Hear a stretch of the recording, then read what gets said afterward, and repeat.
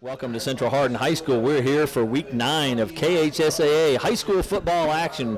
We've got the home standing Central Hardin Bruins at 6-2, and Coach Tim Mattingly has got his Central Hardin Bruins ready for action tonight. Coach Brent Thompson brings in the North Hardin Trojans at 3-5. We've basically tonight got the regular season district championship on the line. We've got 2-0 North Hardin Trojans in district action, and the Bruins are 1-1, and so this is basically for all the marbles. This is for seeding. This is for home field advantage in the first couple of rounds of the playoffs. So we got a lot on the line tonight here. This is Paul Gray with you tonight. I'll have my broadcast partner Jeff Knoll with me here in just a little bit, but we are super excited tonight to have a little bit of interview time with some special guests here.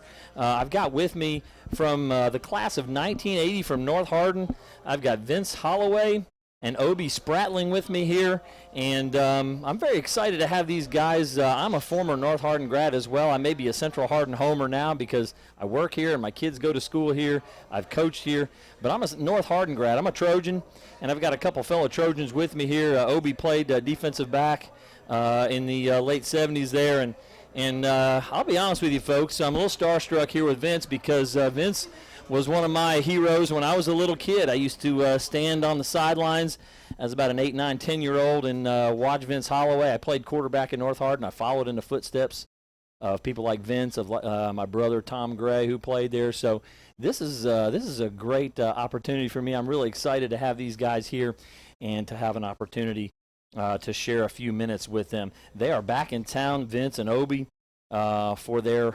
41st.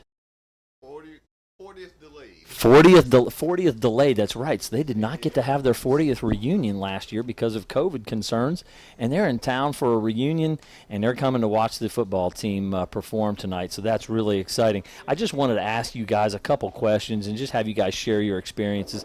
It's awesome to sit down with some fellow Hardin County people, fellow North Hardin graduates. One of the things we love about the fall is just Friday night football. And I wanted to ask you, what are some of your fondest memories, or what do you think about your time at North Hardin playing football? Well, for me, it was fun playing at North Hardin. I played 3 years there, and probably the only time in my life that I got to play football with my brother, who was a senior when I was a sophomore at North Hardin in, I guess, 77. And just sharing the experience with those guys, and guys that I'm close to today. Obi and I are still close. We're going to see some of our other classmates later this evening who played football with us. So it's just a great memory being out there on the field. What you see out there tonight, warming up, yeah, particularly in front of a away team, and there's so much on the line. And I know these guys are hyped. Absolutely, that's exciting stuff. So Obi, what do you remember, or what is something that you think about when you think about Friday nights? Friday nights are pretty special for young men when they get to play football. What do you remember about how special a Friday night was?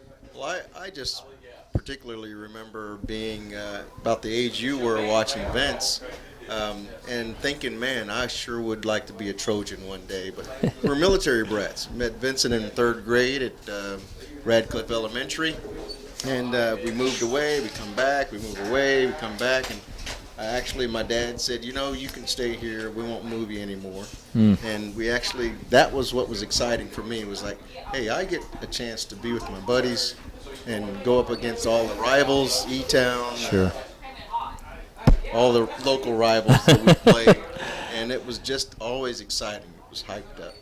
Absolutely. So Friday nights are just exciting. And, one of the things I think about, which both of you have mentioned, is just the teammates. That's what everybody remembers, is the guys and just spending time with those guys, whether that's Friday night, whether it's your brother or your best friends. That's a really special memory and thing to be able to do. So what kinds of things, as we watch these young men out here and them performing, what you don't get to see is all the hard work that goes into it. What kinds of things did you guys, either one of you or both of you, learn as a high school football player that's kind of translated into your future lives? I would say that it's the hard work. The one thing you learn from team sports is that you can't do anything all by yourself. And then if you work together as a collective, you can do anything. learning to do that at a young age has taken me into, of course, actually both Vincent and I were both in the United States Army, so we were with a much bigger team. We actually pledged a fraternity together, so we were part of that team. You guys are brothers and brothers. Striving to do something better for the country, the nation, the community. Those are the fundamental things that you learn from all the hard work in sports. I'll just add on to what Obi said. He's absolutely right. You think about, you never do anything by yourself. You're always doing it with other people, and you can't do anything by yourself. You always need help. And I just remember, being in the military, you're always building teams, bringing people coming in, people are going, but you're still bringing that culture and environment where you have to accomplish a goal. And everybody has to be on the same sheet of music. So it's like football. You can't be running different plays out there. So everybody has to run the same play, or else it's not going to work. And I'm pretty sure we're going to see some pretty good football out here tonight. Well, we know you guys were special on the field on Friday nights. What other? And you've obviously done your country great service in the military. What are you guys doing now? What are you up to?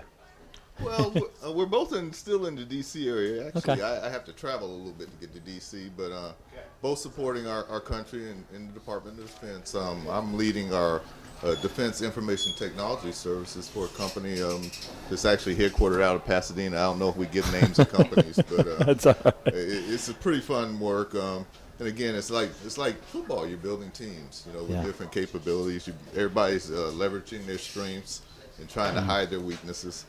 So it's really continuing to serve our country out of uniform in defense of our nation. So that's what I'm doing. Yeah, I'm like Vincent. I couldn't get away from it. I'm a program manager for a defense contractor that has 14 folks around the country. We focus on teaching different units how to measure their readiness, and so that's kind of the big thing. We continue to contribute and give back to the country. Fantastic.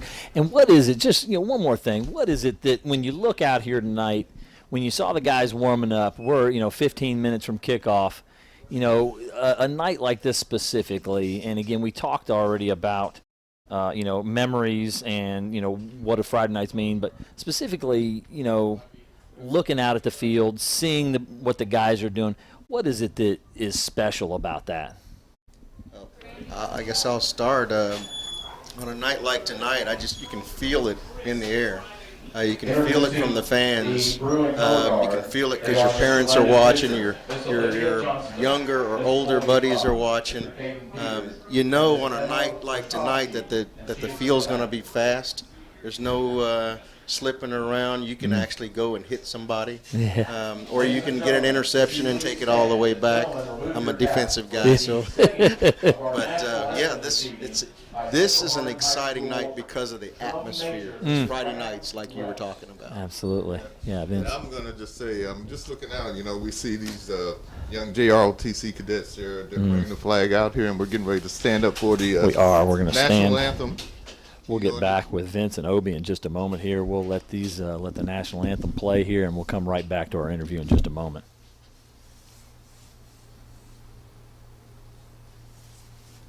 Oh, say, can you see by the dawn's early light what so proudly we hailed at the twilight's last gleaming,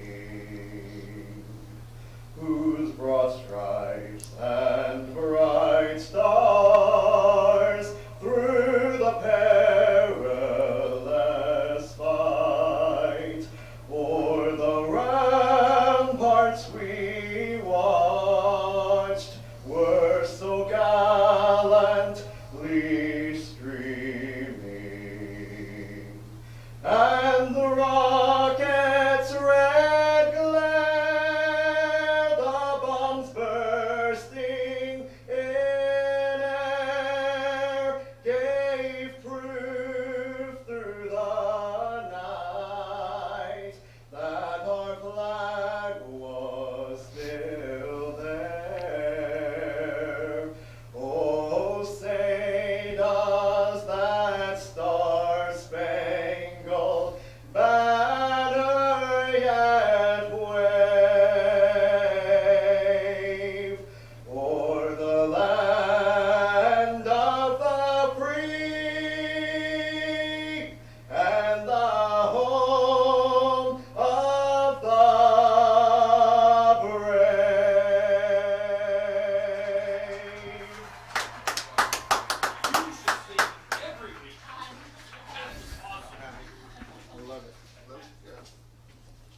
Love it. Good job. Thank you. Attaboy.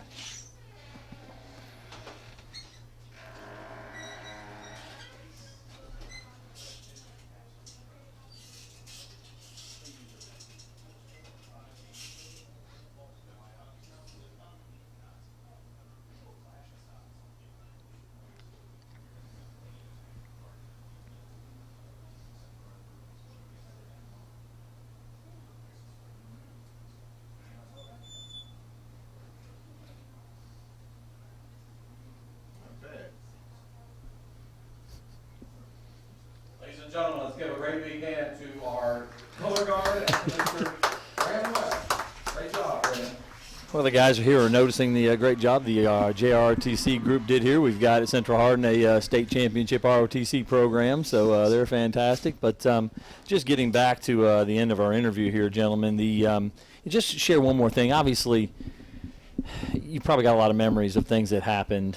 Is there any one particular football moment, some heroics of one of you or one of your teammates that just really you can vividly remember from a Friday night? Heroics. Wow. Something good happened out there somewhere, didn't it? You guys were winning ball games. I know something good happened out there. Or is it too far back to remember? You got to be able to remember that. Well, I can remember a lot of good plays. And, Yeah, sure. And, I was a part of it, but not just me, the entire team. And I guess the biggest win that kind of stuck in our minds was, in my mind, and it wasn't a really big game. We went down and played PRP down in Louisville, Kentucky, and we actually beat them. And I don't know if you guys remember this. That was around the time they were busing in Louisville, and it wasn't a very inviting environment. But we were able to go in there and pull off a win. I remember I blocked the extra point, and we won the game. And so that really sticks in my mind. We actually had to get on the bus and actually come straight home. But that's one memory that I share with my teammates, and maybe Obi has a different one. Yeah, Obi. Well, I just particularly remember we were about to play our rival, Elizabethtown, and there was a young upstart called Darnell. His name was Darnell Hare, really fast. I mean, this guy ran about a 4.3, 4.2, and we were going to play man-to-man, and I was going to be on him, and that was it. And anyway, long story short, I shut him down. He didn't catch one pass. Yes, sir. And we won the game. It was great. Well, I wanted to end with heroics because you two guys have served your country in a way that's heroic. You guys were heroes of mine when I was a little kid, standing around on the track at Radcliffe, what's now, I believe, Ray Story Stadium there. He was the principal at the time.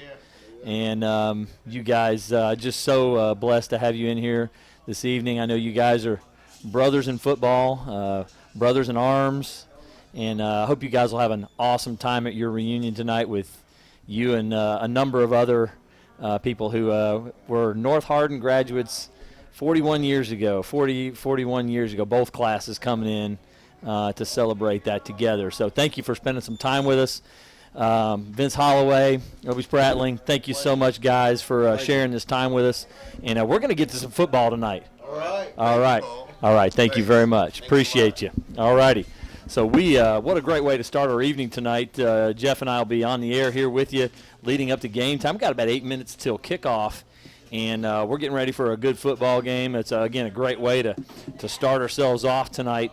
Just talking to some legends of Hardin County football here, and guys that obviously I share a bond with. The North Hardin football program is very special and near and dear to my heart. I know the what they call now their locker room, which was our weight room at the time.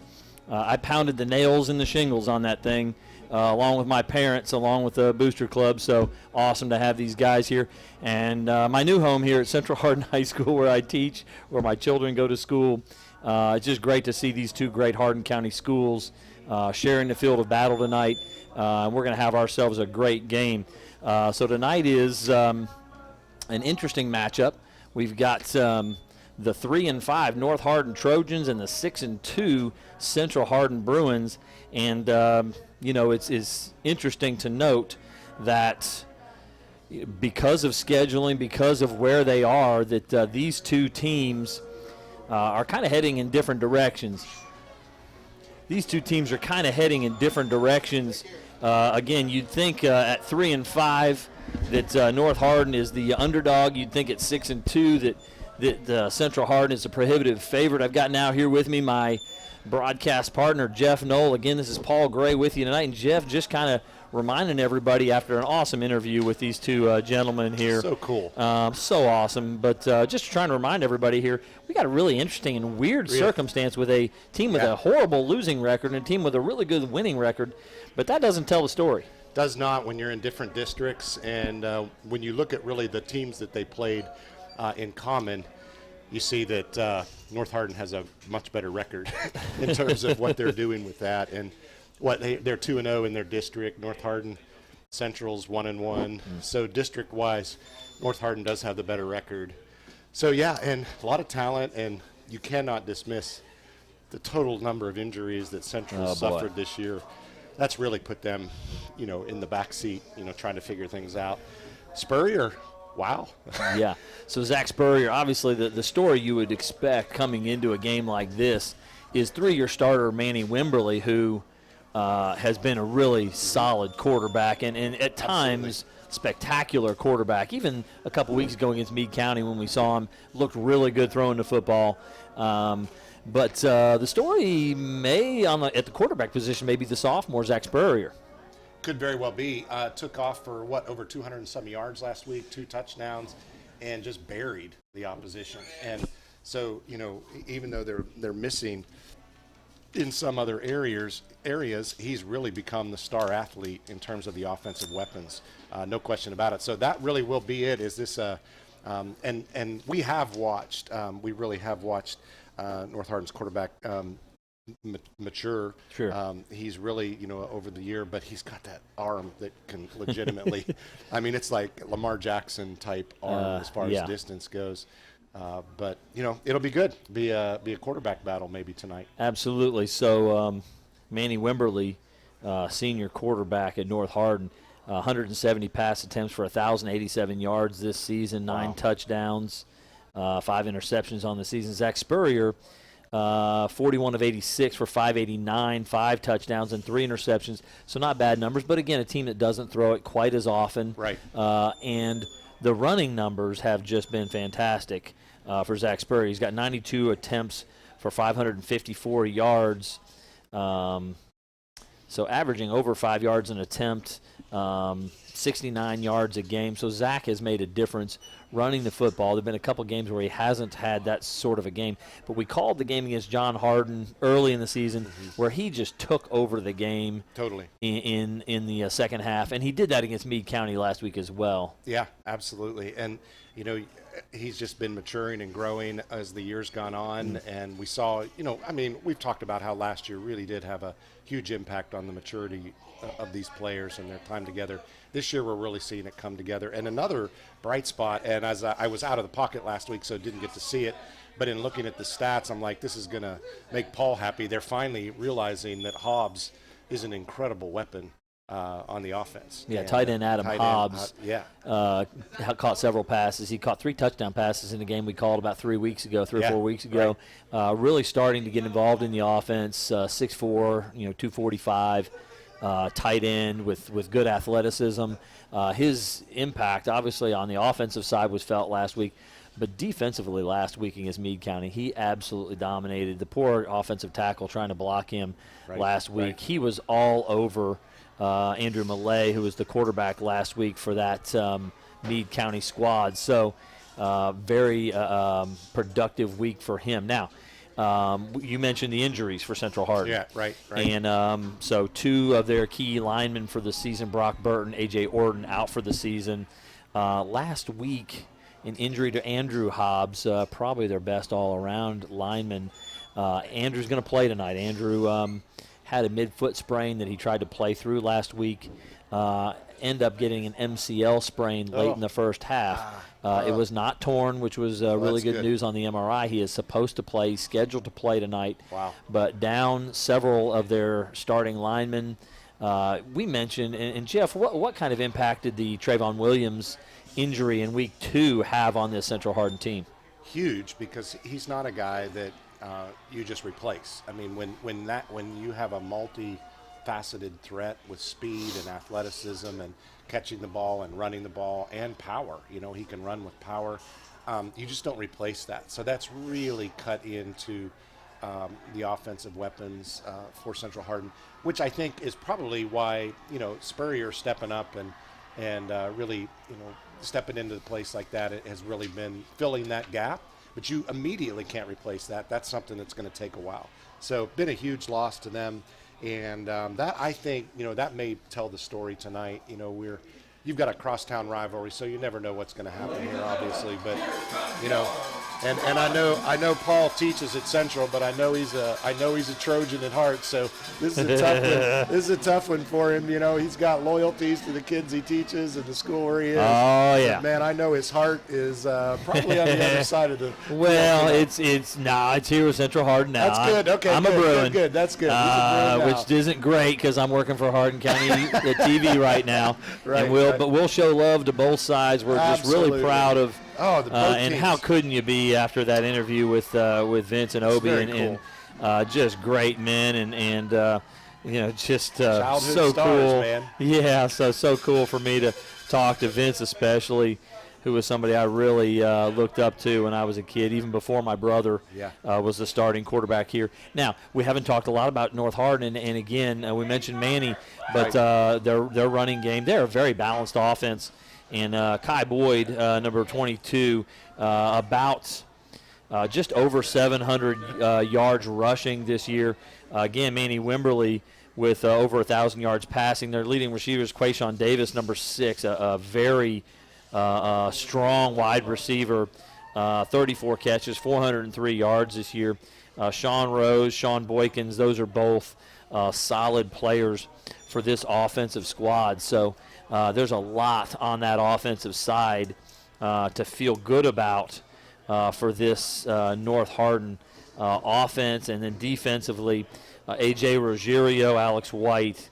And one of the big guys to look for is offensive lineman Trey Alexander, number 65. He's received a lot of attention. I believe he's a sophomore, but he's received a lot of it, saying junior on the sheet. He's received a lot of attention from big schools. He's probably the next big recruit for this North Hardin football team. So take a look at the tackle play of Trey Alexander, number 65 as well for this North Hardin team. We are about to kick off here.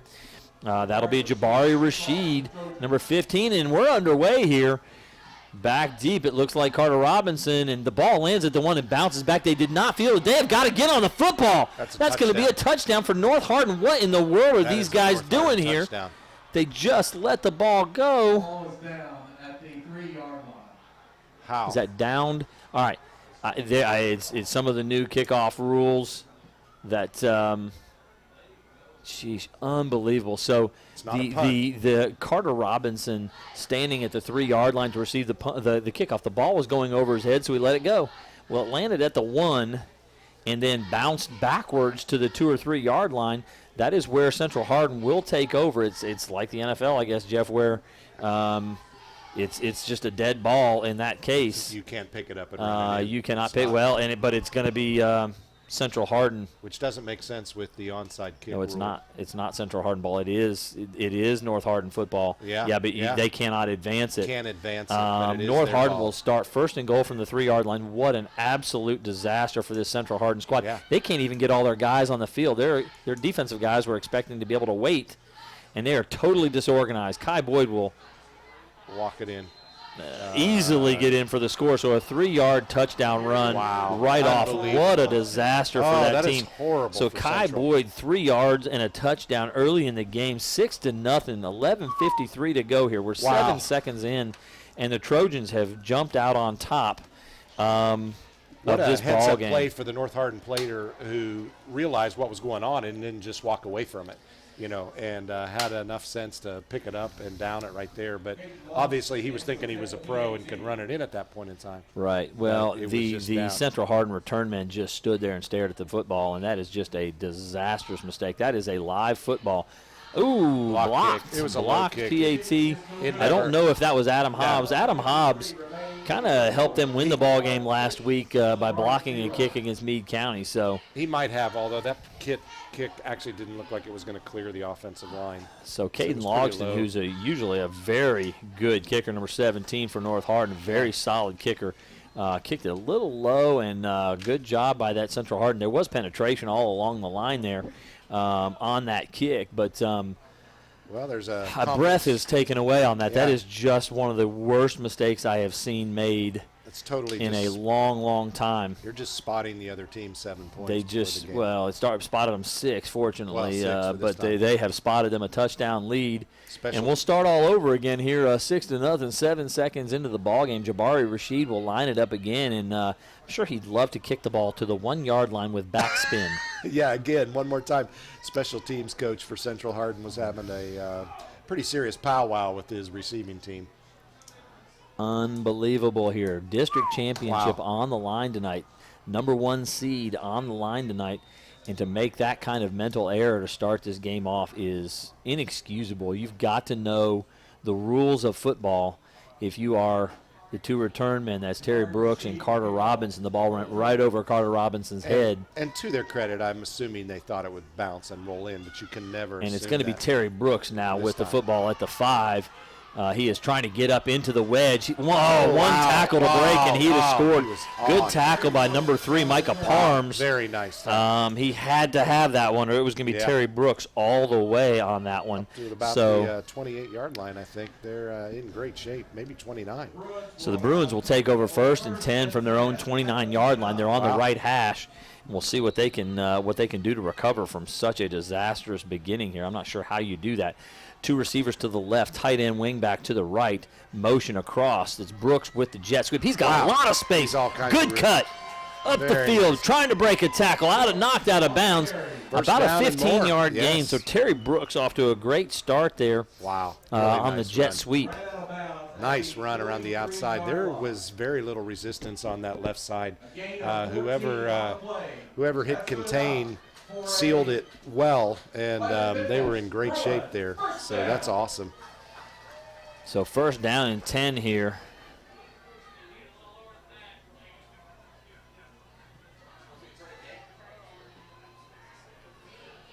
Give Got a us to run off Mason the right Thompson side. off the right side. He's Nice got a run by big Mason. gain. Yeah, he's just short of the 1st down as well. He's up to about the, looks like about the 46, 47-yard line, so he'll be just shy.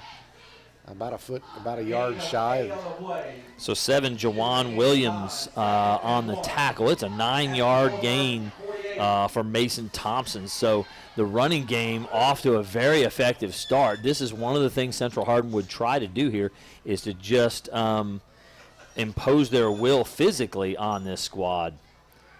So reverse swing to around the- Brooks. He's got Hobbs out in front to block, and he's going to wait on the block. Beautiful job by Terry Brooks. Absolutely. Up to the 39-yard line. Another A first gain down. of 8 yards, 1st down. So Terry Brooks with carries of 15 and 8 yards there. That time on the reverse, the ball was faked off tackle to Thompson and then given to Brooks coming around. Moving the ball well. Big chunks, actually. Nothing little Big here. They've chunks, had that's big right. chunks every 15, 8, time. and 9. And so ball is at the 39-yard line of the Trojans.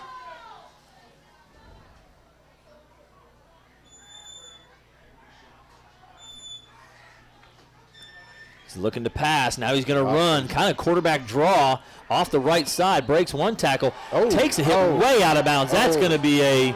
Oh, I That's- don't see a flag, but there. Yeah, very there well- was a flag, and there's another Was there? flag because one of Yeah. the Central Hardin guys on the sideline threw a punch Yeah, he at did. the tackle. I didn't see who the tackler was. Honestly, Oh, the the flag's Central there. Hardin player needs to be thrown out of the ball game. Yeah. That is ridiculous to do. You cannot just do gained that. 15 more yards, and it's going to go back the other direction. back. So I don't know how this will work out. It was a 3-yard gain for Spurrier on the run on the quarterback draw. It was a counter. He faked like he was going to throw the football and then took off with it. It didn't look like he had any intention to throw the No, football he at did any not. point. Looks like the officials are trying to figure out which Central Hardin Bruin is going to get tagged for the personal foul. And They got to come all the way back to the track to get their flags. That's why I didn't see them. I was looking for them on the field. They were almost on the track. But yeah, it was. I get it. You just saw your quarterback get hit out of bounds, but that's not the way to handle it.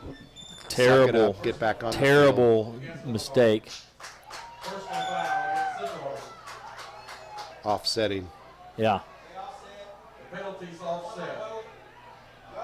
Well, they replay the down, right? I don't think so because it's an after the it was after the play. After the play Okay. foul. Actually, I thought it was a 3-yard gain. It was actually a 7-yard gain. Yeah. I had miscalculated. So Zach Spurrier got 7 yards on that. Wow, that didn't seem like a 7-yard gain. It did not. He must have gotten farther down the line before he came out. It's hard to see with the players in between us and the line. But so that'll bring up a second down. Actually, second down and 4 here. Maybe a long 3 from the 32-yard line.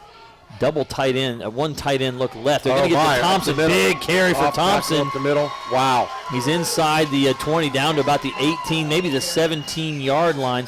That's going to be a pickup of 15 yards for Mason Thompson. Thompson's wanting a face mask call on that, but obviously didn't get it. Well, it looked like he didn't get brought down. It looked like he kind of stumbled and went down himself. It may have been a little bit of contact, but he came up grabbing his face mask, shaking it side to side, so I'm not sure. That might have been something that happened back closer to the line of scrimmage because it didn't happen when he went down. Spurrier in the shotgun, tight end, wing to the right. Back again to Mason. Thompson that time just maybe nothing. 2 yards on the gain. And there's another flag down on the play. After the play, it looks like some extracurriculars there as well. Number 55 for Central Hardin, who is Brandon Barnes, was way downfield and seated in an awkward position. I don't know if he was hit after the play. I did not see that far downfield, or they're pointing in the direction of North Hardin. Yeah, which I'm not sure if they're pointing meaning penalty on them or ball moving that direction, but they are pointing at North Hardin. Yeah. So. It's going to be some sort of a foul. Yeah, because the flag is all the North. way down on about the 8-yard line. So 10:03 to go. Very eventful start to the ball game. Quick score for North Hardin on the turnover on the kickoff, the initial kickoff. And now Central Hardin at this point moving the ball down the field and a lot of personal foul calls. Boy, this is an interesting beginning to the ball game. Sure here. is. It's going to be first and goal from the 9 for the Bruins. We've got tight end, tight slot to the right, 2 receivers to the. They're going to get to Thompson off left tackle. Good cutback. Hit right by the end zone. Just short, I think. He is just short. Short on the 1-yard line. Great last effort there, moving to the right and falling forward, but I think his knee was down just a little bit short. Looked like his upper body actually crossed the line, but his knee definitely would have been down at that point. Well, 7-yard gain. They actually ran the ball toward the tight end side, which was the left. That's where Adam Hobbs was. And then Easton Link, number 30, was the wing. Now they've got an I formation backfield, going straight ahead and powering it into the end zone is Mason Thompson. Touchdown, no Central problem. Hardin. Touchdown, Mason Thompson. So Central Hardin now on the board. 1-yard touchdown run for Mason Thompson. And what an impressive drive. They just imposed their will on that North Hardin defense, ran them flat over. Very little resistance up against a defense that has been fairly stout at some times They've during been good. the year. Yeah, they really have been. I do not see A.J. Ruggiero out there. I don't know if there's an injury there, number 50 for North Hardin, one of their key defensive linemen. I'm not sure if they've got an injury there as well, but they're going for 2 there, and it's Thompson taking the direct snap, and he's in for the 2-point conversion. He's in there for 2. Again, Case Van Bleinberg, the normal kicker for Central Hardin, is still out after knee surgery to repair a torn meniscus. Could be back in the next couple of weeks. They have had freshman Jackson Engstrand. He's gone 2 for 4 in extra points in Case's absence, but certainly you're going to see them going for 2 a lot here. 8-6 with 9:43 to go here. We're only 2 minutes in, Jeff. And we're having a lot of fun. Just reminding you, this is a Hardin County Educational and Community Television student production of HCEC-TV. It's a division of Hardin County Schools live Channel 1 programming, sponsored in part by Brandenburg Telecom, providing service for all of your telecommunications needs. And we certainly do appreciate all the work that goes into making this happen week by week, and it's been a great year so far. Looking forward to the rest of the season as we're having a great district district championship for us tonight. Looks like it's going to be a tight one, sir. Absolutely. Back and forth struggle. Only 2 minutes and 17 seconds into the ball game. It will be Tucker Walters lining up to kick off here tonight. Number 19, Jackson Engstrand, has done some of this kicking duty. He is not obviously doing that duty at this point. Tucker has done some of the kickoff duties as well this year, so they're going to kick it. It bounces off of number 10. Ball's loose. Could be Central Hardin on it. It's exactly like it's Central Hardin. I absolutely think that's Central Hardin. If I'm not, it is. It's Central Hardin. Wow. Totally no one saw that coming. Tucker Walters, now when they have Tucker Walters kicking, it's always a rolling attempt at a squib kick. But Tucker there actually bounced the ball off of number 10, Skylar Coffey. Coffey couldn't handle it, and when he tried to jump on it, it squirted away, as footballs do a lot. They don't bounce right. They were not prepared for that at all. Absolutely. Now the officials are having a conversation. I don't know what's going on here, but Central Hardin recovered that ball. It bounced off of North Hardin's number 10, Skylar Coffey. This should definitely be their football. Not sure what the conversation could be. It was a clear recovery.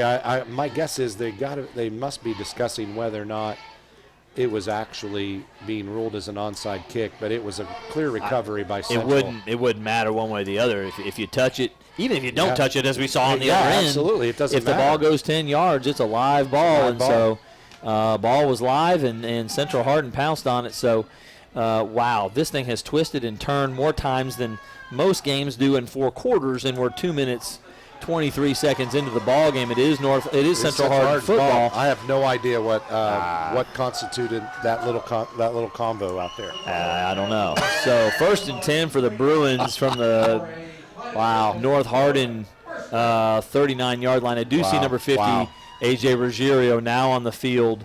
Up front also for North Hardin, number 40, Damian Hensley, and number 53 as well, Josh Bankhead. So those 3 up front defensive linemen will have a lot in this 3-man front look. Will have a lot on their shoulders. Brent Thompson has called timeout so he can come out and talk to the officials. I'm not sure what his objection is. I don't understand what the conversation was. It seemed like a pretty clear situation. It truly did.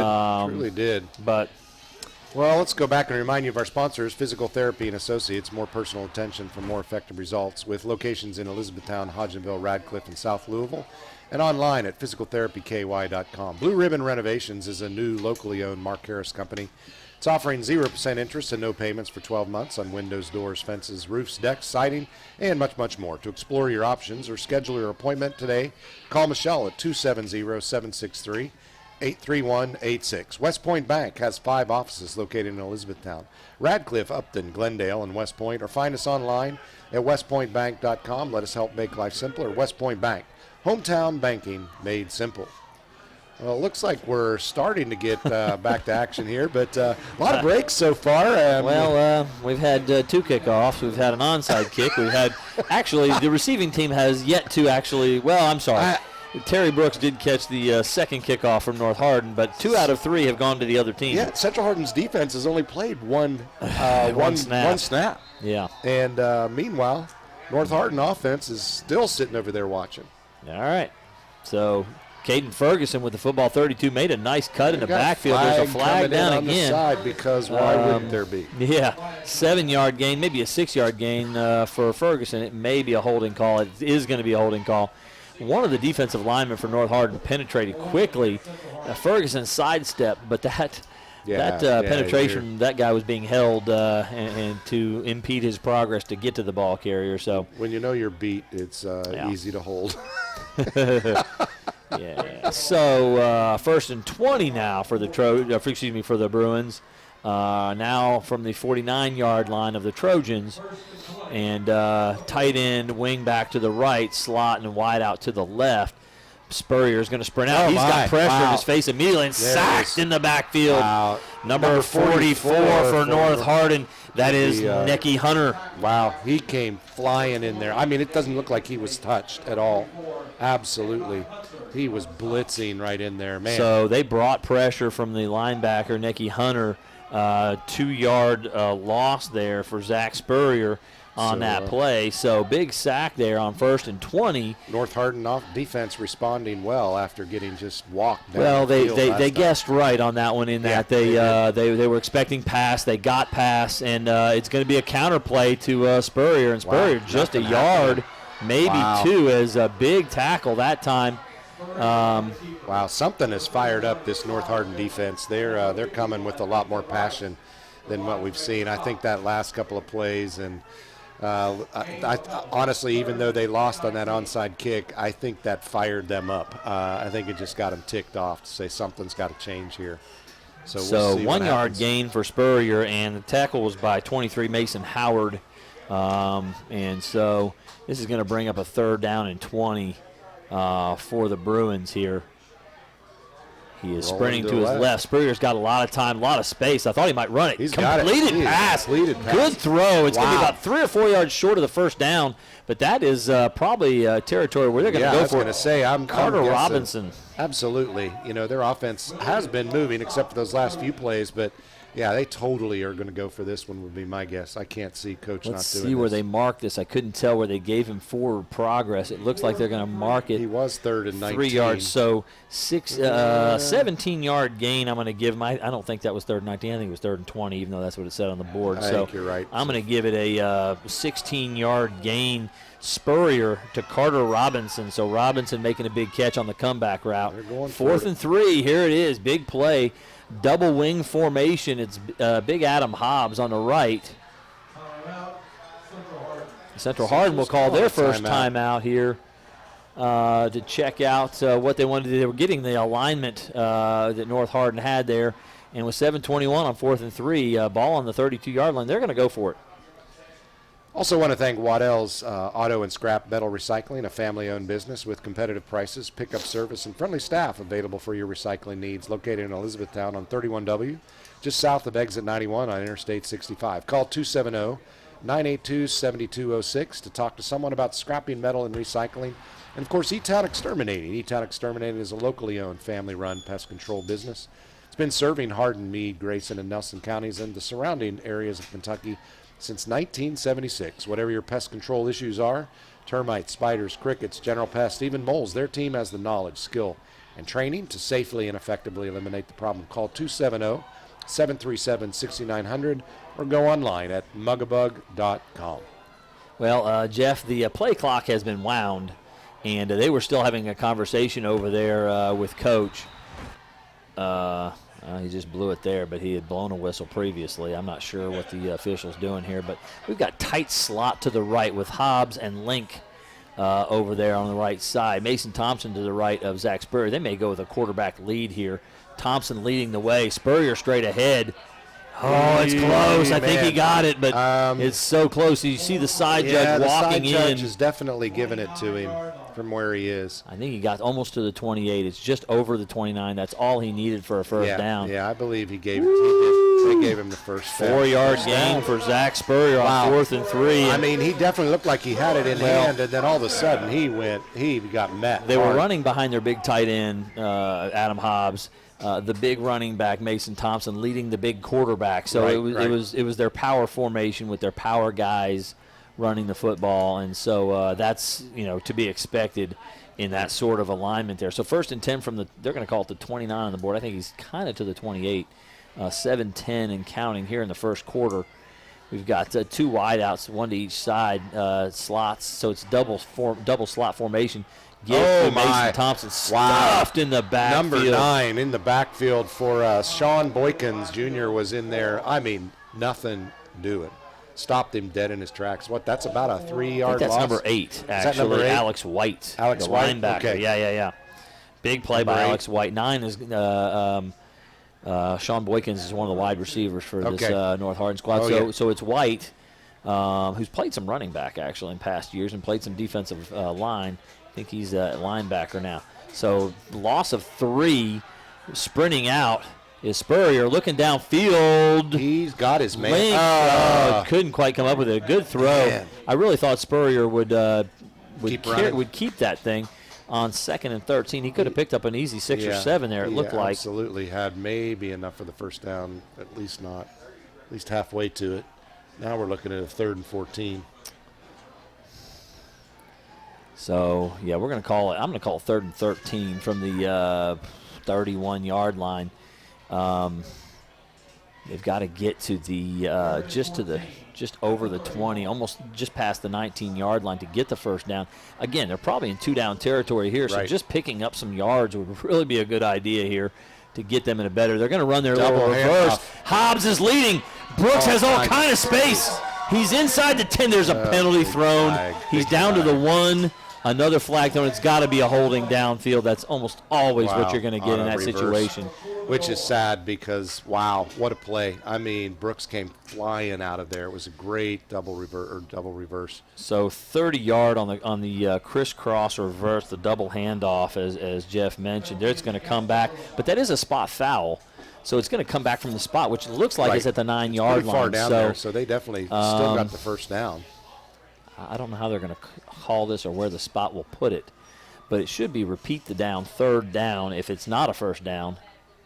Well, they're bringing it back. Yeah, it was a 10-yard penalty from the 9, and they needed to get just over the 19. So this could be 3rd and 1 now based on that penalty. They're looking at the sticks right now to see where it is in relationship to that. It is going to be just a half a yard short with the 10-yard, and they're going to bring in their big package with Tucker Walters in the backfield. Terry Brooks will come out. Boy, Brooks, a great run of 30 yards there, but the penalty will bring it back to the 19-yard line. Big boys in the backfield right now, sir. Yeah, Tucker Walters and Mason Thompson. At right wing is Adam Hobbs. Plenty of space. First down for the Bruins. Wow. And just inside the 15. So about a 5-yard gain for Mason Thompson. He's barreled over that left side. Absolutely. So Tucker Walters blowing up that hole. Adam Hobbs with a big block on the outside, and Mason Thompson barreling through. So first down and 10 for the Bruins. Ball is again at the 14-yard line now after the 5-yard gain. 5:38 and counting here in the first quarter, and the Bruins on the march again. Mason Thompson off the left side out of that same big package.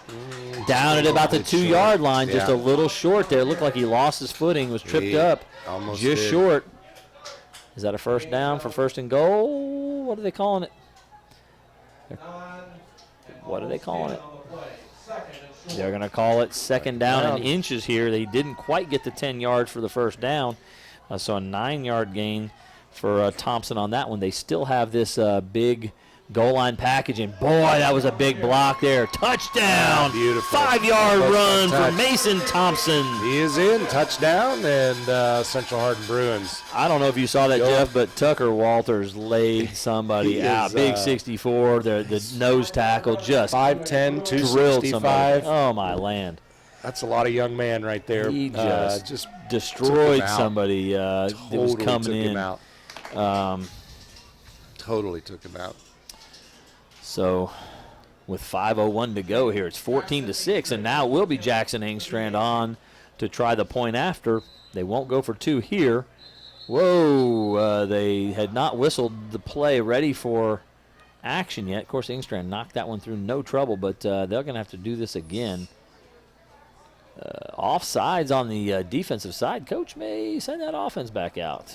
Because that'll put the ball at about the 1-yard line there. Here comes Tucker Walters. Here We got comes our the big boys offense. back in, so we're running for 2 more points. So at 14-6 with 5 minutes to go here in the first quarter, Engstrand, who knocked that one through with no trouble, the freshman backup kicker. They're going to go with an over cross formation to the left. Wow. Oh, nothing doing. Oh, my God. Big number 51 for North Hardin was through in a heartbeat. Ethan Rice was there in a hurry Almost to got put the a tackle. Yeah, he puts the tackle on Mason Thompson. A little bit of a gamble there that did not pay off this time. So 14-6 with 5:01 to go. At least they got the 2-point last time, so now they're still even at 14.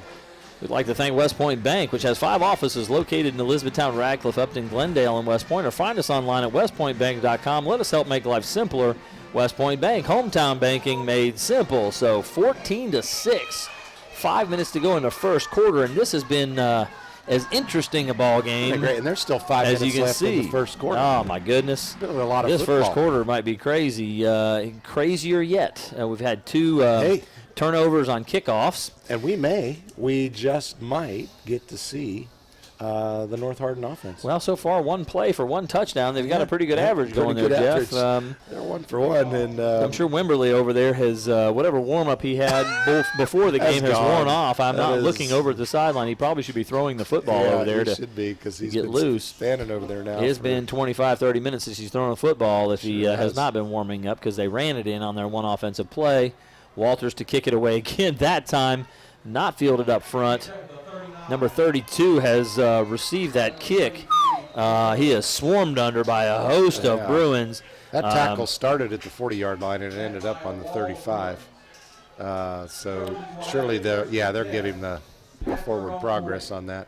So they end up with pretty good field position on another squib kick by Walters. So got decent field position to start off and see what Manny Wimberly can do, and if in fact he's still warmed up. Well, it is first and 10 from the 40-yard line here.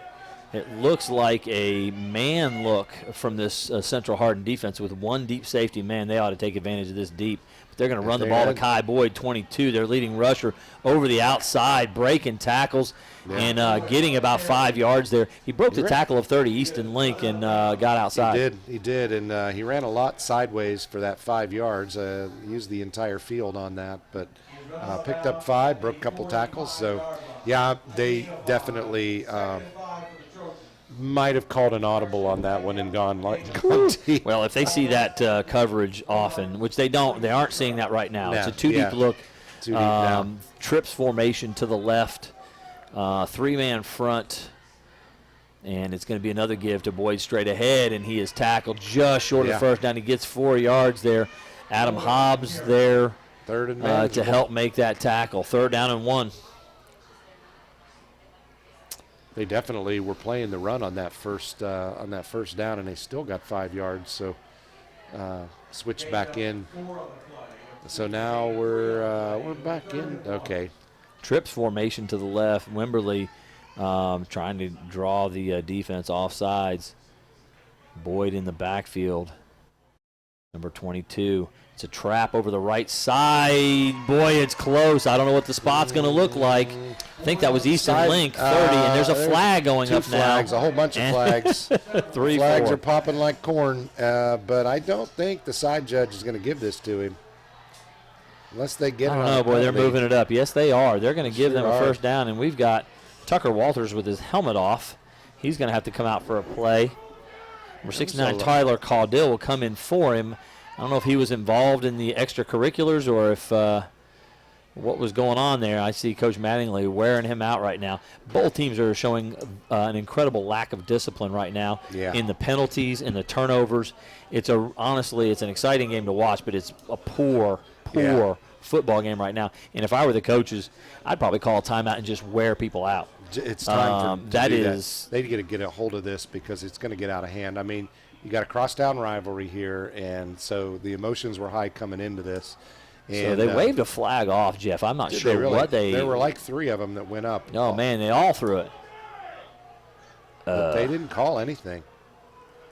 A lot of booing coming from the Central Hardin fans. I mean, I couldn't see anything. How the Central Hardin fans could see what actually happened shows some of the bias, strangeness of what happens in the stands at a football game. Yeah, absolutely. First I don't know 10 what at they the saw. 50. We have a better view than they did and couldn't see I it. couldn't see what happened, and if they did, they're lying to you. All right. Play action. There's Look, the pass Boykins wide with the open catch. middle on that zone. Carter Robinson with the tackle. 11-yard gain and a first down on the first attempt for Wimberly. He was completely untouched there in the middle, so nice pickup by Manny Wimberly. So 11-yard gain, 1st and 10, now just over the 40-yard line. They're on the 39 of Central Hardin. And Trey Alexander, the big tackle, jumped early, Jeff. Oh, yeah, he was a step back in the backfield, pulling to the left before the ball was snapped. I'm like, the left tackle's not allowed to go in motion. That was what it looked like to me. Yeah. So Trey Alexander was going to be He's a junior. He was pulling to lead on some Right. sort of a counter play there, obviously, when you've got your right tackle. He looks like he's lined up at guard right now, right guard. Totally He's is. listed as a tackle, but he's lined up at right guard right now. The Some whole sort right of trap. side of their line is. Now the tackle is pulling to lead. Number 22, Kai Yeah. Boyd, and man, they oh had my him. gosh. And he's gained 6 Wow. yards. That's called that yak, is Jeff. just Yards after catch, yards after yes. contact in this case. Yak. and that contact, that was a 10-yard carrying. I am totally blown away at his ability to carry those players. So Wow, tackle they're by Easton Link on a 6-yard gain there. There were 2 or 3 other Maybe a Bruins on 7-yard him as gain. well. There were several. 2nd and 9 there. It was actually a 6-yard gain, like I said at first. All right. So trips formation to the right again. This is more of a 3-deep look. They're going to throw the screen to the right. And that's Quayshawn Wow. Davis. Wow. He's got a lot of room. He's He's got all broken kinds- tackles. He is. Touchdown. Oh, my gosh. Quayshawn Davis. Wow. That was a phenomenal run That is by the spectacular wide receiver, their leading receiver. Explosive speed. The safety for Central could not even get over to him in time, and he definitely had a head start on him, and he still could not catch him. So a Wow. 38-yard touchdown by Quayshawn Davis, number 6, one of the leading players on the North Hardin basketball team as well. Quayshawn Davis, very talented. They'll go for 2 to try to tie it up. It's 14-12, and the North Hardin offense will go for 2 here. It's man cover down on the goal line. They're going to give to Boyd. Oh, opportunity in the backfield. Lamarion Blunt Slipped had out. a chance and missed him Heck of a completely. move to the right, lateral move, and got outside and took it right in. So here we are, brand new ball game, sir.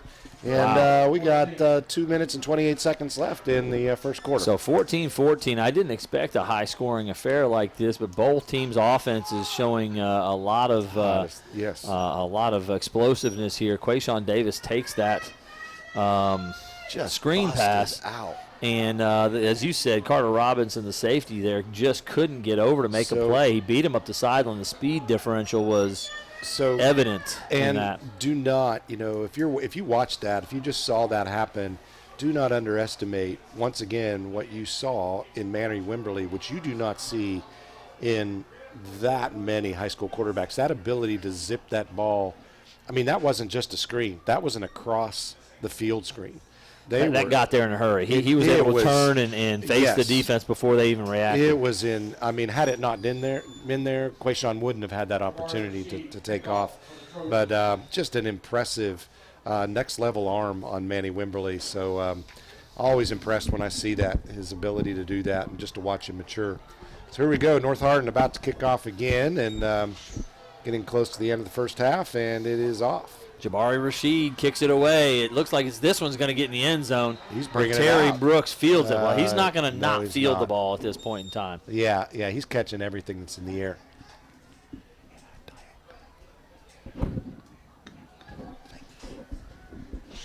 So the they're Bruins catching everything.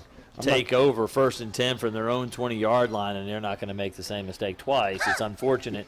You have to make the I don't mistake know what the to penalty figure would it be out. for him to. I'm not talking about referee penalty. I'm talking about coach penalty. Oh, my goodness. All right. That Tight one's slot gonna be to the heard right.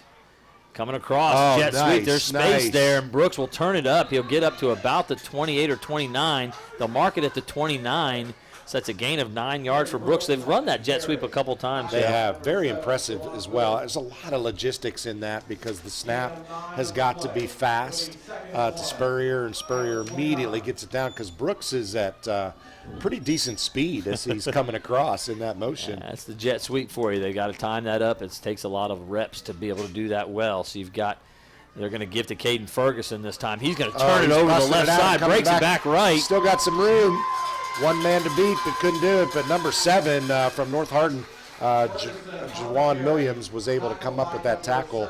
Otherwise, you'd have been looking at another 6 for Central Hardin. 17-yard gain for Caden Ferguson. Wow. That'll take it out to the 46-yard line. So a couple of big plays here to start this drive for the Bruins. He broke left until he got out into the secondary, broke it right. Great run. 135 and counting here in the first quarter. 1st and 10 Bruins. Brooks in motion. They're going back to the jet sweep. He's trying to turn it up. It's a little jumbled this time. He'll pick up 4 out to midfield. Right at midfield. Right in the middle of the Central Hardin Bruin logo. That'll ruin your uniform, Jeff. Yeah, sliding around on that paint. I've still got paint on my old college uniform from playing at Georgetown College, where our uniforms were white and their paint was orange. So orange on there. It won't come out. Yeah, just a little side note. Nobody cares about that. They do that on purpose. They want you going home with their color. That's right. Nice. Go reverse here. Brooks has it with Hobbs in front. Wow! Hobbs just ran over. Okay. Poor number 7, Jawan Williams, just got run over by Adam Hobbs on the lead block there. So Number Brooks, 4, Elijah Palmer, was able to pull him out of bounds, but Brooks had a hold of him. I think he was just trying to hold on to him to keep them both from going into the track. And well, Palmer again, took both bit of them are offense. thinking about the late hits that have been Yeah, occurring right. here. So a big gain on that play. That's a gain of 9 yards for Brooks and a first down again here. First and 10 from the 36-yard line. 46 seconds to go here in the first quarter. Tight end right. They're giving to Ferguson. He breaks a tackle, and he's upfield. It's going to be a good gain. Looked like Ruggiero, 50, had a chance to get him in the backfield. But Couldn't hang on. Yeah, just a one. Another flag coming out. 2 of them, in fact. That's coming in from the back of. And the side. Both of them had something here. We'll see what we get here. Good gain by Ferguson from the 36 down to the, I don't know where they spot it, Jeff. It Can't looks see like it. it's right at. They said 36 on the board. But looked more About a like 6-yard gain it here. looked more like the. Personal foul against the Bruins. The Bruins with a personal foul. The ball's so after laying the on the play, 30 right it is. So now. it was a 6-yard gain for Ferguson on first down there. But with the personal foul, that'll be after the play. So that's Wait a coming minute. back. They're pointing around. What's going on here? They're confused. Yeah, they are going to move it back. Okay. So personal foul on the Bruins. Again, this shows an incredible lack of discipline. These guys have got to get their stuff together. If I were, again, That was I way coached after a the lot of play. football, and as far as my teams, when you're hurting your team like that, you're not playing. You're standing on the sideline with your helmet. because your head is out of the You're game. not helping your Doesn't- team. You're ruining what your team is trying to do. Doesn't matter how good your athleticism is. If your head's not in it, you're. So 5-yard gain, 15-yard penalty will be. They're calling it 1st and 20, but honestly, it should be a second down if that was an after-the-play situation. But they've got first down on both of those things. It's the crisscross reverse again. handoff. Brooks with a lot of space. Hobbs out in front. He's turning the thing up. He's down to the 31, so he gets Almost all of it 15 back. of those back. And a little more. Yeah. And the clock is running. It looks like we're going to get to the break here, but a 14-yard gain for Terry Brooks. Boy, he's got himself a great first. Let me get this. Oh, now they stopped the clock.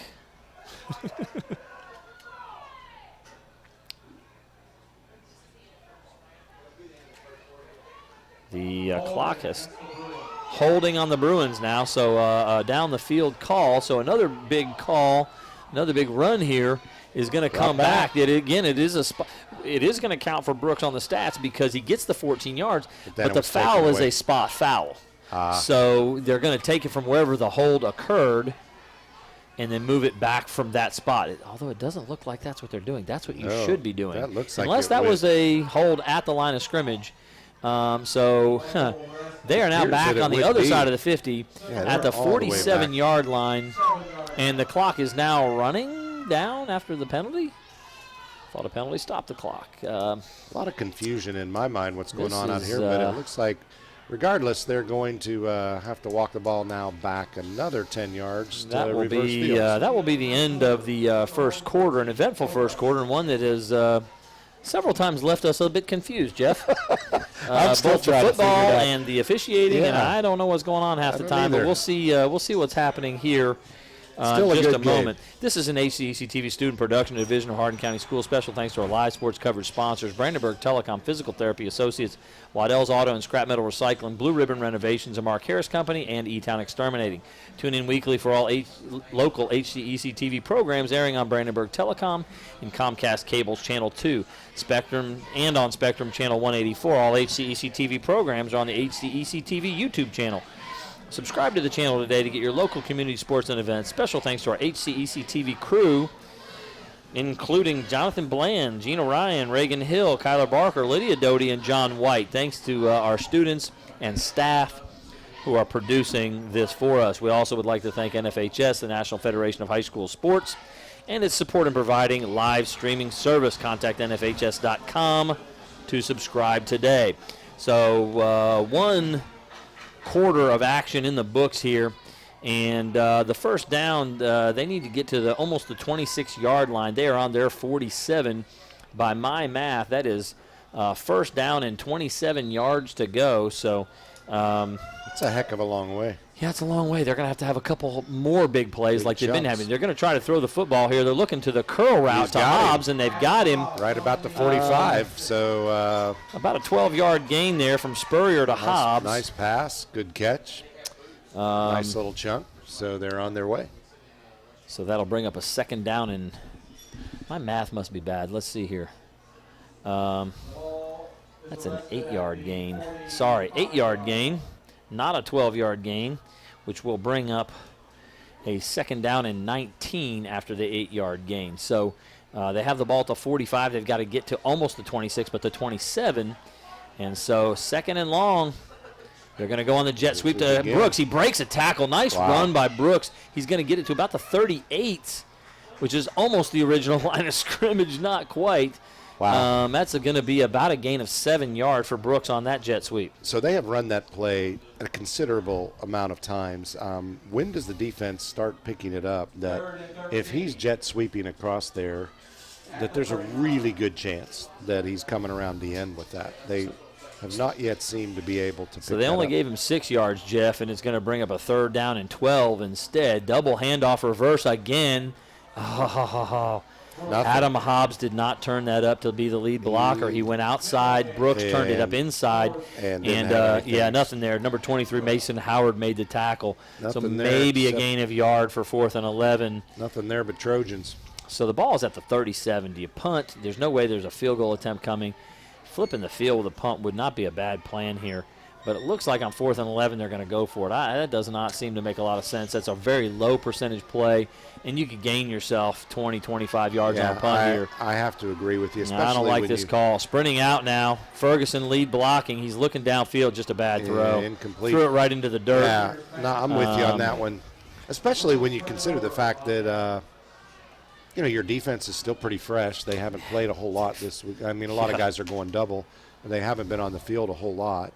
So I mean, 6 plays is all that they've had on the defensive side of the football. Right. Kind of it's just a bad call there, Jeff. I don't like that even a bit. With If anything, there with Spurrier rolling out over there on that side, I'd have liked to see him, tuck it down and run it. Throwing on the run is not an easy skill for someone who doesn't pass the ball a lot or doesn't throw on the run a lot. It's hard to get your feet under you, and he just threw that ball. That ball dove right at the feet of the receiver. He could have at least pushed it downfield a little bit more, even though he was trying to get it past it was a comeback route to Carter Robinson on the right sideline, but just it's not enough. Just a bad throw. Yeah.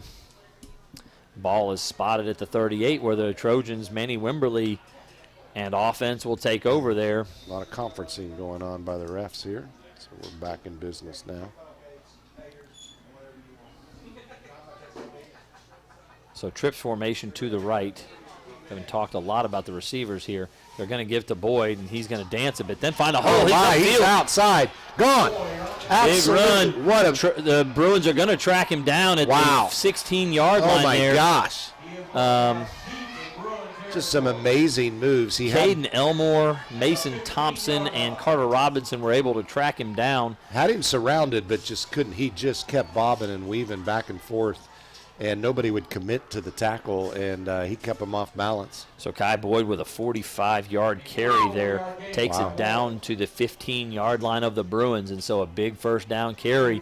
The Bruins are in a 3-man front with 2 inside linebackers, and the outside linebackers are very wide. They're not going to stop the run with a 5-man box. No, they are not. There's no way. They're going to get gashed. There's Lamarion Blunt coming off the edge on a blitz. Outside linebacker that time. They were in a straight man look, which meant they were going to blitz. There were no deep safeties. Everybody in straight man coverage. So we would call that blitz man or cover 0, and that's why Lamarion was able to get there. They were bringing several linebackers. And they're still just going 3-man down. Yeah, pickup of 1. Against this spread, you'll see a lot of 3 front. Two receivers to each side is Quayshawn Davis and Skylar Coffey to the right. Tyler Boyd in the back. Kai Boyd behind.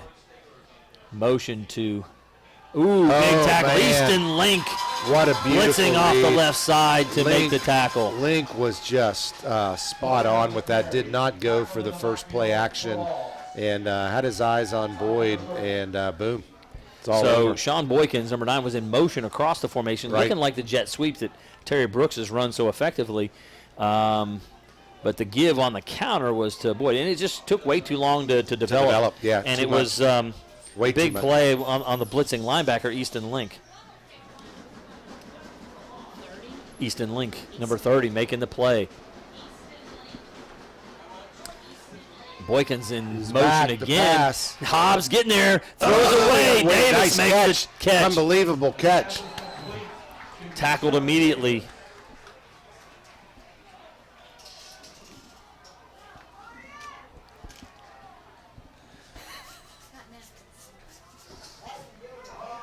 Well, that would be Tucker lost his helmet, so he's coming off again. He has a hard time keeping that helmet on. So he made Tucker earlier in the game. We saw him coming off the field with his helmet off. We thought it might have been because of what was going on with the personal fouls, but Maybe an equipment issue. but it might be an equipment issue. He obviously is having a problem right here. It is 4th down and 12 here. Ball is on the 18, so they're going to spot this field goal attempt. Caden Logson has plenty of leg. He's probably the best kicker in this area. They're spotting it at about the 23, so a 33-yard attempt from the right hash. Tough for a left-footed kicker here, but I'm sure he'll have plenty. Oh, bad snap. It's down, though. Blocked again. And the Bruins are getting after it. They are. Picked up. Hobbs has it. He's out and running. Blockers in front. He's still Past going. the 50. Still on his feet. Blockers down in front. Dragged down at the 30-yard line. Woo! Big play. Nice play, Hobbs. Big old block. Little bit of a bobbled snap. Was it Hobbs that had the block? I couldn't see who came through. He I'm picked not it up sure and who ran. blocked it.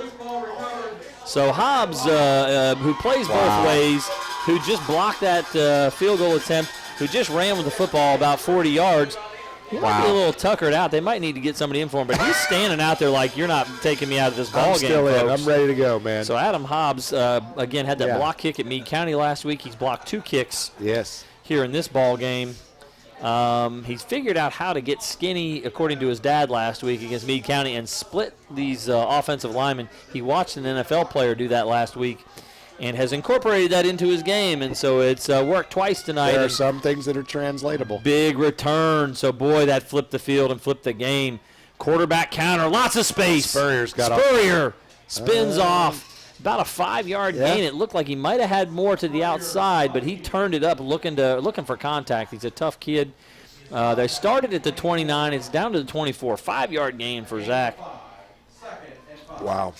2nd down and 5 for the Bruins here. Again, we've What had a another turnaround. huge play. 2 blocked, 1 extra point, 1 field goal attempt. So we got a double wing formation here with wideouts. That's called ace formation. They're going to give to Thompson. He blocks it. There's a hold. Definite hold. Number 79 on the Bruins. You cannot hold when you're No, beat like you that. You've got to cannot. suck it up Just and gotta let take it go. Take the That's loss. terrible. You know you're going to get yelled at, but it's better than that would be Clayton Hockman. Clayton Hockman, number 79, yeah, just wow. beaten off the snap. Completely. And he held big run, about a 15-yard run for Mason Thompson, but he would have been hitting the backfield if Hockman hadn't held. Yeah, I mean, I know you're losing 15 yards, or you're going to get a sack, but it's not as bad as 15 yards. So, Jeff, just the penalties and the mistakes for Massive, both sides. massive. Turnovers in the kicking game.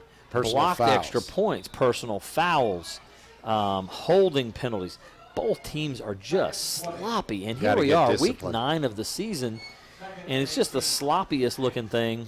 I don't These know. coaches have got to be just beside themselves. They're letting their with what they're heads seeing. get out of they're letting the emotions get them. They're just not thinking through everything. Spurrier will keep it again and just Nothing. Wow, number he's 7. going to lose a yard. So Number 7. 23 Jawan Mason Williams. Howard and Jawan Williams were there to make the stop. It'll be a loss of probably a yard on the play, but that time he should have cut the ball up right off of right off the block, and he tried to run outside of all the blocks. Yep. Pathway was cut off completely over there. So Yeah, so sometimes running sideways is not a good idea. Yeah. Going You're not straight gaining ahead anything when you're going sideways. So third down and 20 now from the 39-yard line. So the turnover here is not amounting to much because of the penalty mistake by the Bruins. Trips to the left, sprint out left. There's a lot of pressure. Spurrier with a lot of room. Good pickup. They can go for it here on fourth down after that pickup. They so sure can inside he picks the 30. Up 13 on the scramble. It's like they're going to mark it at about the 27, 28. So I think it's at the 27 probably. So fourth down and 7 now, Jeff. Yeah, they're definitely going for that. Honestly, that is probably one of your best play options. That sprint out and Spurrier looked run a whole the lot football. better than that sprint out around the side. Yeah. Even if he doesn't get it, right. the running of the football with space gives you an opportunity. Big blitz coming, but he's got space actually to run outside. If there's a block out there, he'll pick it up. Oh, inside the 20, that ought to be a first down. Big hit. Number 50 coming 50, across A.J. there. Ruggiero, and 59, who's not on my roster here for the yeah, we don't have a 59. for the got a 58 North Hardin and a Trojans. 61. Yeah, but number 50, A.J. Ruggiero, came across, and Spurrier tried to do a cute little spin, which is oftentimes great, but he spun right into the face of Ruggiero, which is not what he wanted to see. I got my chin broken almost one time trying Doing to that. spin, and I never spun again. Somebody's helmet came right up underneath my on my chin strap, and that was in the days of the cloth chin strap, and I was picking cloth out of the blood on my chin after that play. Well, you forget that spinning actually adds to your speed. It's so now you've got your centrifugal force. Yeah, and the spot was a little this. short, and they're gonna measure. It did not look like a good spot to me. It looked like they should have given him a little more forward progress, and short. Wow. He did not get it. So Jeff, one of the observations I would make about that run is I saw that's a young quarterback who's not aware of the sticks, right? Of where the sticks are, because really I saw did. him slow down and I saw him spin. What he needs to do at that point is not try to make the big play, is bowl ahead as fast as he can to get to that marker. Going to the line to gain, you're he not. is, and so that's a huge error. He stutter stepped to try to make a move, and had he not stutter stepped, that extra 3 or 4 inches he would have gone straight. He may have gotten an extra yard, maybe 2. Totally would have, because his momentum would have pushed him that far. And the spin takes away a little bit from the forward progress as well. So just a not a bad play, just a lack of awareness of where you are on the field and where the line to gain is. And you're moving fast at that point, and it's just not an instinctual move for him at that point to think through. But this is a difference between the game moving fast and the game not moving. That's and right. At this level, their mind's not thinking fast enough all the time. As a quarterback in college, I always knew where the stick was, and I was trying to get to it on the scramble. Kai Boyd straight ahead. Link hits him, but he bounces off. Great run. He's broken 3 tackles. He's dragging the rest of the team. Looks like a first down. I tell you what, that young man has some powerful legs. He does. Because he is not that tall. No. It's all really in his not thighs. that high, but he just continues to keep those legs moving. And, wow, that's true running back prowess right there. Great run by Kai Boyd. Easton Link had a shot at him in the backfield. Several of the defensive linemen had a shot at him at the line of scrimmage, and then he just dragged Mason Thompson for 4 yards at the end of the run. 1st and 10 for the Trojans, 31-yard line. Give to Boyd again. Why not? Nolan Goodman's got a hold of him. He's pushing the pile, but they're going to stop him after a yard gain. He is not a one-tackle guy. He is not. First contact is not bringing him down. Not going to get him. Not even gotten close this time. 79, Hockman was there. 20, Nolan Goodman was there. So yard gain, maybe 2. They're going to. The guy's not putting the stick where the ball is. Gain of 2 I'm going to give him because they're not spotting that correctly. But Kai Boyd with 2 more. It's going to be 2nd down and 8. He's racking them up tonight, especially considering how little they've had the ball. 2 wide receivers to each side. I think it's Boykin and Rose on the top. Wimberly to pass. Looking to his left. He's got the comeback route. Got his man. That's wow. Good throw and good catch and a big gainer there. So quick observation on here. This is the least amount of times I've seen Wimberly throw in one game. Yet he's probably got more yards percentage per pass. And it's all because this running game is just kicking butt, gashing up the middle. And Wimberley's being much more conservative, and he's being efficient with his passing. And the excellent pass and catch on this last play. That was 11 Devin Seeley on the catch, actually, and that was a 19-yard gain. He's 3 for 3 throwing the football. Is Wimberley right now? He's going to throw it again. Got this his time man. to Coffee. Ooh, Coffee is rung up. Number 10 from that's Central Hardin. Elmore, Caden Elmore. Elmore just absolutely. Another completed pass, but that's going to be a 9-yard gain, bringing up 2nd down and 1, and they are quickly into Central Hardin territory. So a 9-yard gain there for Skylar Coffee, number 10, in his slot position. Trips formation to the right here on 2nd and 1. Got to expect you'll see Boyd. Maybe they would take a shot deep. It looks like they're facing man coverage with a 1 deep look here. They could take a shot if they want, but they're going to give to Boyd straight ahead and get that first down. He'll pick up almost 5 yards. I'm going to give him 4 on that carry for a first down. There we go. Wow. Just impressive. So each team moving the ball up and down the field. The defenses have seemingly been non-existent. A blocked field goal on North Hardin's last drive, coming up just short on the 4th down carry by Spurrier. You got to remember that they were 1st down and 20 were the Bruins, and almost picked that up on a 4th down play. So both teams still very successful moving the football, just making errors on their last 2 drives to not score. 2:18 and counting to go in the half. It's Quayshawn Davis in motion. He's going to break across the field, looking for him in the middle. Got him. He breaks a tackle. Got it. And that'll be another first down. So Wimberley gets the football out in a hurry there for a gain of 15 to Quayshawn Davis. A yard or 2 after the catch.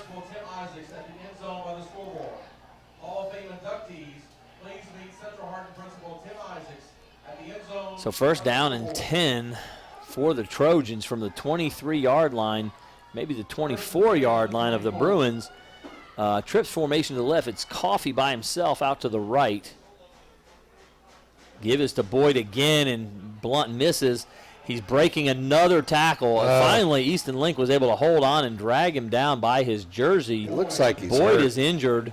Link is not feeling too good himself. Looks like he's hurt. His last move was a hop. Well, again, when you're being tackled from behind like that, that's why they got. Now that was not a horse collar because Link had a hold of the jersey at the bottom. But that's why they got rid of the horse collar, Jeff, is because when you're pulling somebody down from behind, their legs will crumple in strange ways, and it really looked like that left leg crumpled underneath him a little bit he's funny. Hurt. So he was banging his fist on the ground there. Just not a good look for a kid who's played so well. 2-yard gain for Kai Boyd, by the way, on that carry. It'll bring up a 2nd down and 8. But I hate seeing that. He's really in pain. And, wow. So Boyd has had a very successful start to this football game. They are going to get him up quickly here. That's a good sign. And he is. I don't know if it was a cramp. I mean, sometimes a cramp can hurt so bad it makes you feel like your leg's falling off. He is right? jogging off, so it had to have been a cramp, Had Jeff. to be. Yeah, it had to be. You don't get up and on that, but a cramp hurts badly. I mean, don't underestimate the pain that the young man was in. I was wondering what direction they'd go. I do see who's on the field, and it's Alex White, number 8, the linebacker. He has played running back for this team in the past. He was a backup the last couple of seasons for this offense, and looks like number 8, Alex White, will be in the backfield with Manny Wimberley. 2 receivers to each side. 2nd down and 8 from the 22. The clock is moving at 1:30 to go here in the half. 14-14. It's a good game, and the Trojans are moving the football. Wimberley's looking to his right. Can't find anybody. He's got tons of time looking back to his right. Good play there by Carter Robinson.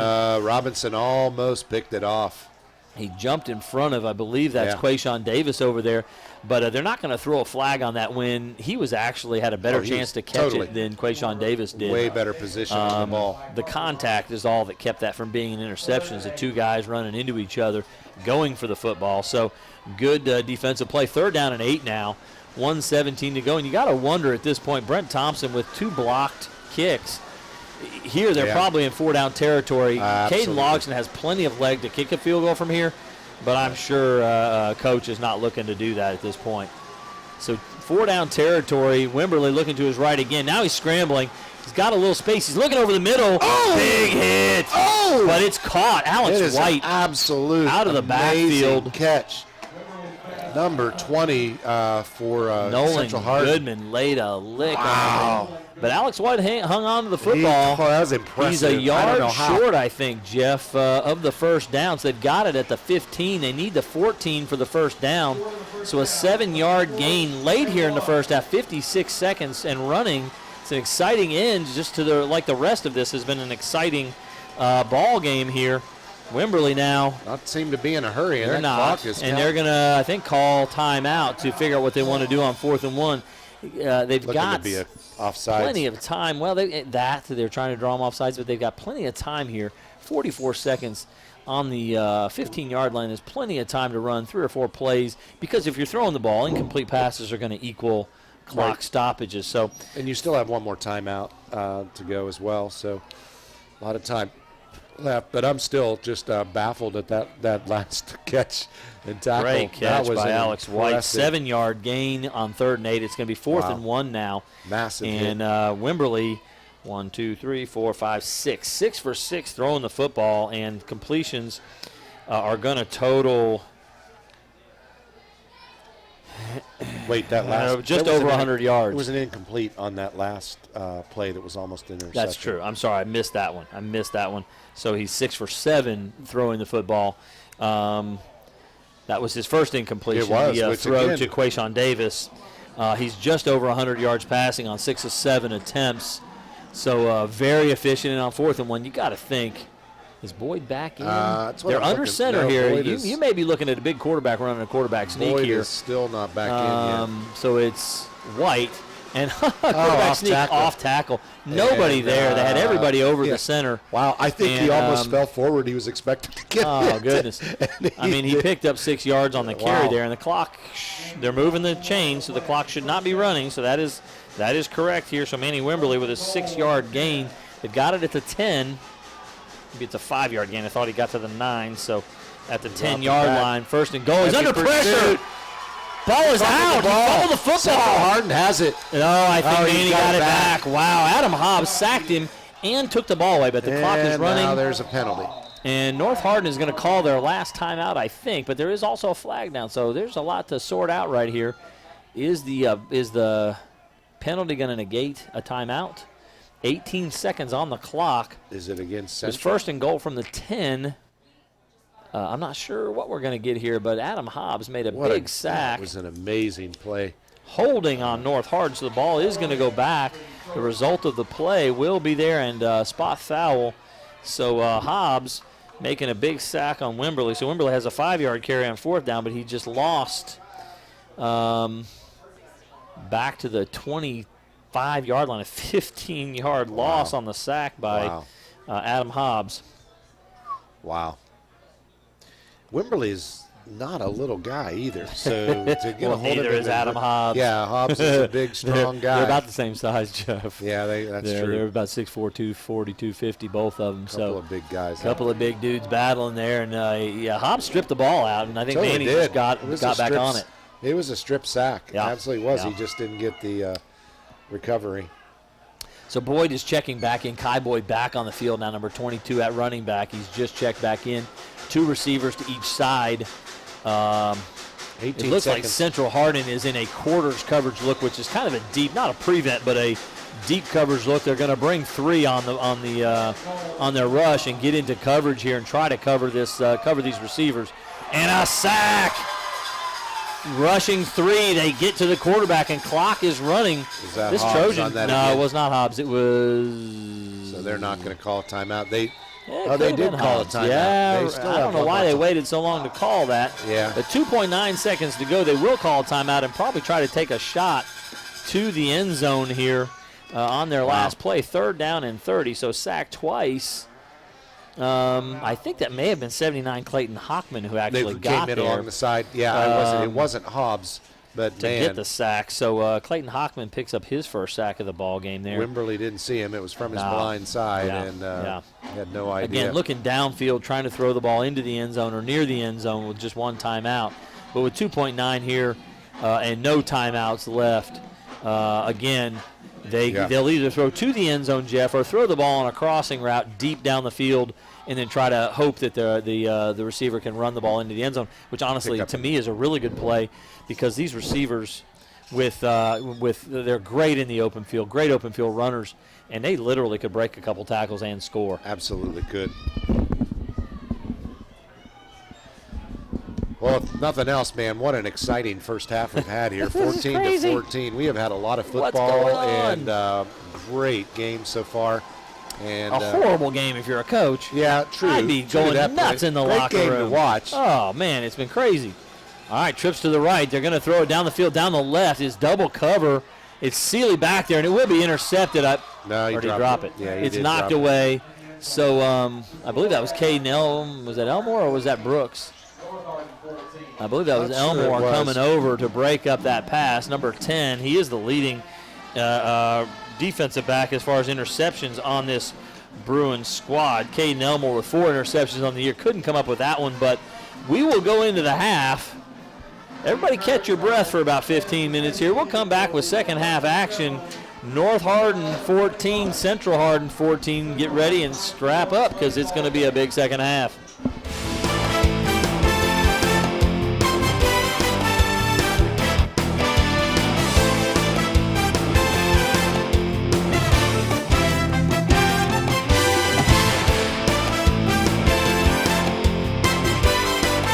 So our first candidate tonight is Miss Amanda Peters-Clark, a 1999 graduate of Central Hardin, where she was a varsity letterman for the Lady Bruin basketball team, Lady Bruin softball team, and track and field.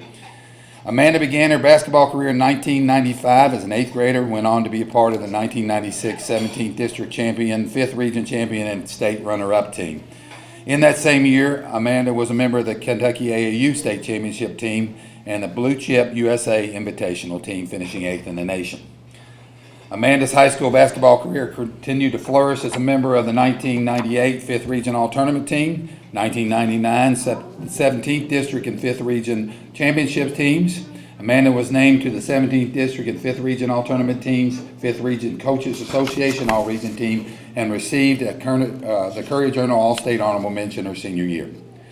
As a 4-year member of the Lady Bruin softball team, she was named 1996 All-Tournament team at the Hart County Invitational. She received the 1997 Most Stolen Base Award and earned the 1998 highest batting average with 480, highest stolen bases with 21, and highest on-base percentage at 74%. As a 3-year member of the Bruin track and field team, Amanda set 4 school records in 1998, including second place individual finish at the state long jump, 17.5 feet, and an individual triple jump of 33 feet 4 inches. 5th in the state in the 800-meter relay, and 6th in the state in the 1,600-meter relay. In that same year, Amanda was awarded with the Track and Field Most Valuable Athlete Award. Central Hardin graduating class also voted Amanda as the most athletic female. After graduation, Amanda continued to play basketball and college walk-on at U of L for 1 year and then transferred to Kentucky Wesleyan, where she received a full scholarship. She graduated with a bachelor's in accounting and a minor in business administration in 2003.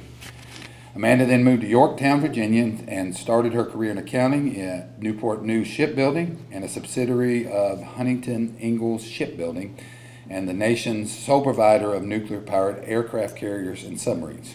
She has remained in the same company for the past 18 years with increasing responsibility in accounting systems, engineering, software development, and management. She currently serves as the Director of Cyber and IT and Chief of Staff to the Chief Information Officer. Amanda married Jason Clark in 2003, and they have 2 children, Michael and Emily. She coaches youth sports and started a basketball academy in 2019, the Peninsula Hoops Academy. Ladies and gentlemen, Amanda Peters-Clark. Our next inductee is Andrea Dukes. Andrea is a 2001 Central Hardin graduate. As a Bruin, Andrea was member of the multiple Bruin athletic teams, including 4 years with the Lady Bruin soccer team, 7 years on the cross-country team, and she was a 10-year member of the track and field team. In 1994, she earned the title of Region Cross Country Champion and was 3rd place finisher at the Kentucky State Cross Country Meet. In 1999 and 2000, she was named the top offensive player in soccer and earned her place on the first team of the All-State soccer team in 2000. Andrea currently resides in Louisville and works for physical therapy as a physical therapy assistant for an outpatient physical therapy clinic. She lives with her dog Ruby, always the athlete. She has been a finisher in 10 marathons, including the Boston Marathon in 2011. She is also a 2013 and 14 Louisville Ironman finisher. Ladies and gentlemen, Andrea Dukes. Andre Miller is the next inductee and was a 2007 graduate at Central Hardin. Andre was a member of the Bruin basketball team. He was named All-District 3 times from 2005 to 2007. He was All 5th Region First Team in 2006 and 2007. In 2006, he was named to the 3rd Team All-State and the King of the Bluegrass All-Tournament Team. His senior year, 2007, Andre was named to the 2nd Team All-State and was a McDonald All-American nominee. He's a member of the Central Hardin Boys Basketball 1,000-Point Club and 500-Rebound Club, finishing with 1,236 points and 630 rebounds, respectively, over his career. Andre holds the school record for most points scored in a game at 39. After graduation, Andre played 2 seasons at Wabash Valley, making the all-conference team as a freshman. He received his bachelor's degree in education from Western Kentucky University in 2014. Andre is currently the regional manager for Planet Fitness and head coach of the boys junior varsity and head assistant of the boys varsity boys basketball team. Andre is happily married to Christina Krupinski Miller. They have 2 sons, Levi and Drayson. Ladies and gentlemen, Andre Miller. Our 4th inductee is Kylie Brady Hughes.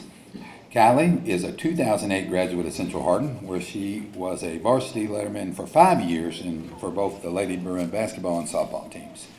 As a member of the Lady Bruins basketball team, Kylie received many honors. She was a 4-year member of the 17th District All-Tournament team, 3-year member of the 5th Region All-Tournament team. 2008, she was a McDonald's All-American nominee and a member of the KABC East-West All-Star team.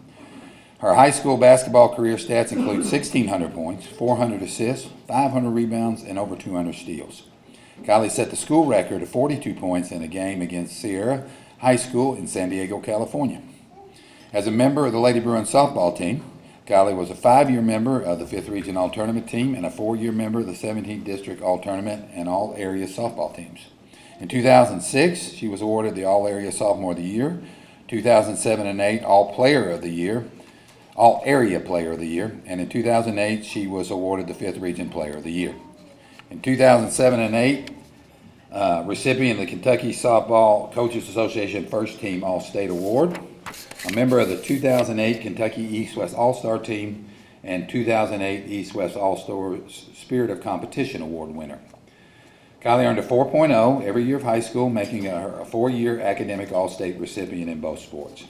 After high school, Kylie continued her basketball career for the Knights of Bellarmine University from 2008 to 13. She was a 4-year starter and a 3-year captain for the Knights. During her career at Bellarmine, she was named the GLVC Women's Basketball All-Conference Team her sophomore through senior seasons. As a junior, Kylie earned MVP honors as she led the Knights to the championship in the United Electric Tip-Off Classic. As a senior, she ranked 4th in the GLVC and 34th nationally in assist turnover ratio at 1.8. Kylie finished her career 18th in program history in scoring with 1,179 points, 9th in assists with 319, 8th in steals, and 7th in three-pointers made. In 2020, Kylie was one of 5 players selected to the Bellarmine Women's Basketball All-Decade Team. While attending Bellarmine University, she obtained her bachelor's and master's of science in nursing. Kylie has been a registered nurse with Norton Healthcare since graduation and currently works with the adult critical care adult critical care manager at Norton Women's and Children's Hospital. She resides in Louisville with her wife Allison and 3 daughters, Quinn, Sloan, and Mary. Ladies and gentlemen, Miss Kylie Brady Hughes. Our final inductee to the class of 2021 is Mr. Dale Campbell. He is the 1971 graduate of Tates Creek High School in Lexington. He received his Bachelor of Science from Western Kentucky University in 1975 with a focus in special education. From 75 to 78, Mr. Campbell taught students with disabilities in Breckinridge County, where he was also the boys and girls basketball coach and football coach. He returned to Western and received his Master's of Arts with a major in secondary education and a minor in psychology in 1981. and then again in 1983 to get his rank 1 in school administration. Mr. Campbell served the students and student athletes of Hardin County School District for many years. He is the former North Hardin High School teacher and cross-country and track and field coach from 1978 to 83. In 1983, he was named assistant principal at West Hardin High School until 1989 when he became the principal. He served in this capacity through 1990 when he was named Central Hardin High School's first principal. He stayed there until his retirement in 2003. Mr. Campbell has received honors such as the 1998 5th Region Principal of the Year and the 5th Region Athletic Directors Hall of Fame in 2007. He's a member of the first graduating class of the Kentucky Leadership Academy and is a member of the Governor's appointed School Curriculum and Accountability Committee under former Governor Patton. Mr. Campbell has been married to his lovely wife Jill for 43 years. He is the father of Casey, a Central Hardin graduate, and a grandpa to Lily and Faith. Ladies and gentlemen, Mr. Dale Campbell. Congratulations again to each and every one of you. This is a wonderful class, and we're excited about that.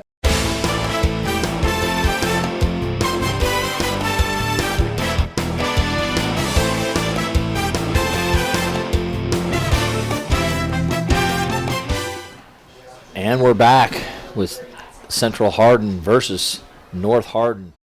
District championship action. Paul Gray here along with Jeff Knoll. We've had an action-packed first half. Wow. It has been a wild first half. A lot of penalties, a lot of personal fouls, holds, but also 2 turnovers on kickoff returns, 2 blocked kicks, a couple of explosive plays by this by this North Hardin offense. Quayshawn Davis taking a screen pass and going 38 yards up the sideline for a touchdown. Also a big run by Kai Boyd of 45 yards, and I don't think they turned that one into points. That was when the field goal was blocked after that long run by Kai Boyd, but a couple of explosive plays there. Very consistent on the other side. Zach Spurrier passing the ball 2 for 4 for 24 yards. He has 7 carries for 27 yards. Manny Wimberly 6 for 7, 99 yards and a touchdown passing the football. Kai Boyd 82 yards rushing and a touchdown.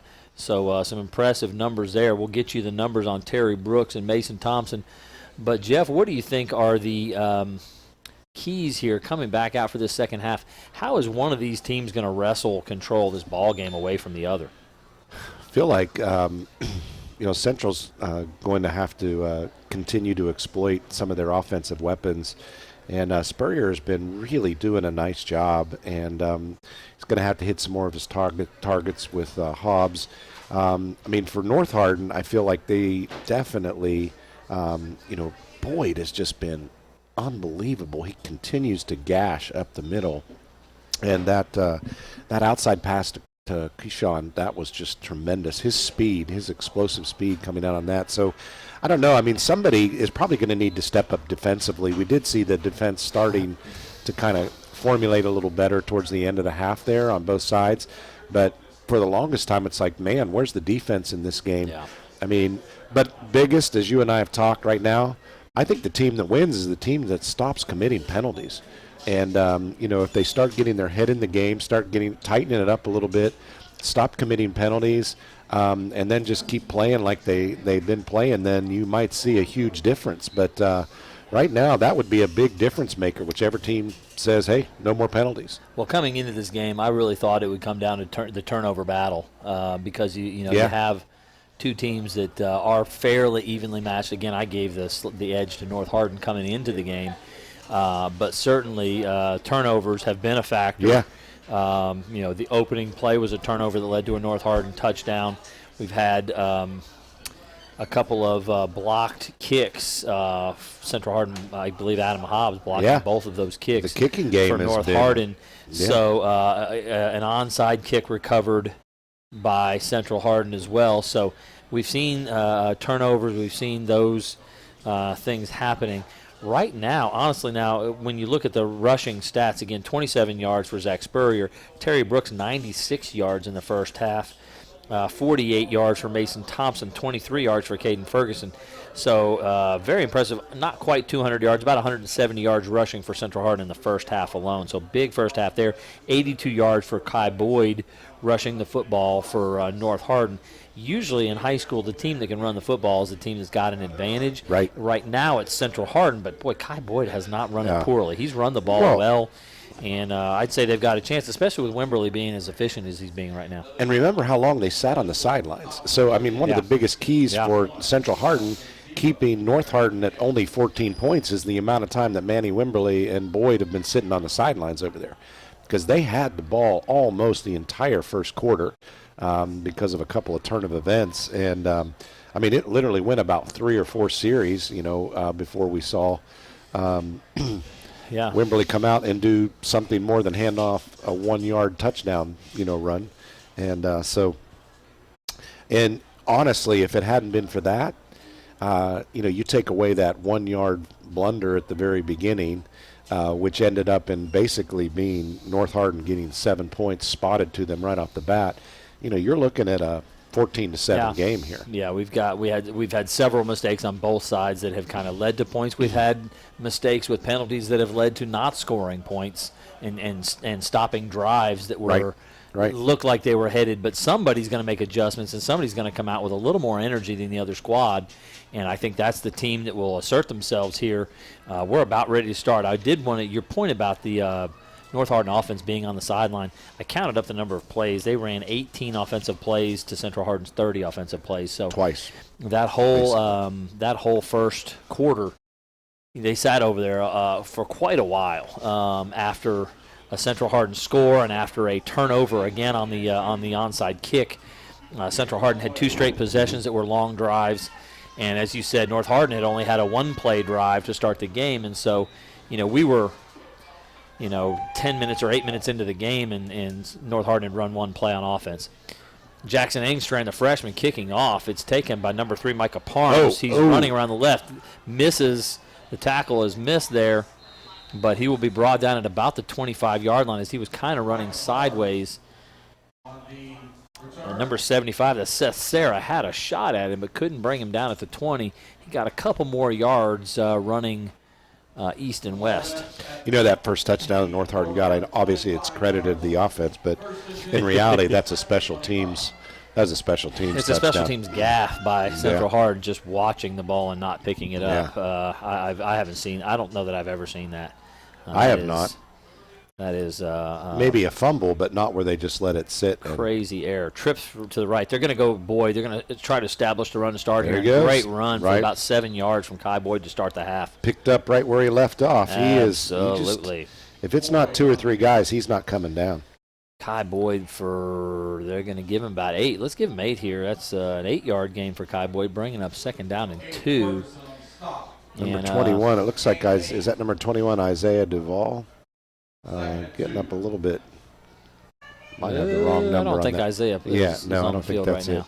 Yeah. Maybe 20, Nolan Maybe 20. Goodman. No, I think it was Nolan. Nolan got up a little bit slow on that so one. they're at 2nd and 2 there. Oh, my God. Big hole. Blunt is on him, but boy, that's about a 12-yard gain there. Nice tackle by Lamarian Blunt there to bring him down. He just grabbed his jersey and then fell down and pulled him down with him. Actually, 15-yard gain on his second carry there. Big hole, and the Bruins are going to have to make sure that they've got enough. And they've only got 5 in the box right now, and Lamarian Blunt was able to get a hold of him and make the play there to stop an even bigger play. But they're almost to midfield. These North Hardin skill players are fast. Really Screen out here to Boykins. Boykins is going to be tackled by Mason Thompson. He gets maybe 2 yards on the reception. Yeah, it looks like they're going to mark it just about the 49. Not going to quite give him midfield. So 2-yard screen pass to Boykins that time. 2nd down and 8. They are at the 49-yard line, their own 49. Threatening midfield here with about a minute and a half gone here in the third quarter. 2nd and 8. Trips formation to the left. Wimberly and Boyd in the backfield. Skylar Coffey to the right. He's got man cover on him. They're going to play action pass. Oh, my goodness, dangerous. Wow, it really is. That throw was to number 2, Sean Rose, who was the inside receiver in the trips formation. The ball was overthrown, and boy, Caden Elmore was not too far from the area, the safety. He was not. A little bit of tip on that fingertips, and Yeah. you probably have seen a pickoff at that one. So tip 3rd and 8 now. Jeff, Trojans 2 wide receivers to each side this time. I believe it's Coffey and Davis to the right. Maybe Rose and Seeley to the left. He's looking right. It's going to be a screen over the middle. Big hit. Can he hang on? And Kai Boyd made one man miss, but the guy who tackled him is hurt. I can't tell who it is. Number 12, I believe. Is it Carter Robinson? No, that's not 12 because Carter Robinson's 12. No, that's 32. Having a hard That's time Caden with Ferguson numbers. is who that is, Yeah. Jeff. So 32, Caden Ferguson I'm not came sure from his outside linebacker spot, made a good hit. It was a 4-yard gain Just couldn't on the hang screen on. pass. So good tackle there. Obviously, that hurt Caden Ferguson to make that play, but Kai Boyd with his first catch Gonna have to punt it. of the game. Low snap. They're going to get it away. Back deep Pretty is decent Carter punt. Robinson there to make the catch. He's going to field it and make a And run. He's got some blockers. This is Gets the around first the tackle. edge and is brought down at the 30-yard line. Robinson on the return. Looks like number 44. Yeah, good tackle by Neki Hunter there, or Nakai Hunter, Kai Hunter. who made the play. Good open field tackle on Robinson there, but a good return, and the Bruins will start on their own Yeah. 30-yard line. Had to make an initial break a tackle right off the bat, and then had a little bit of room. Yeah. So 2 screen pass completions by Wimberly on that last series, but unable to pick up the first down on that middle screen to the running back. And the Bruins will take over. Tight end, tight slot, wing to the left.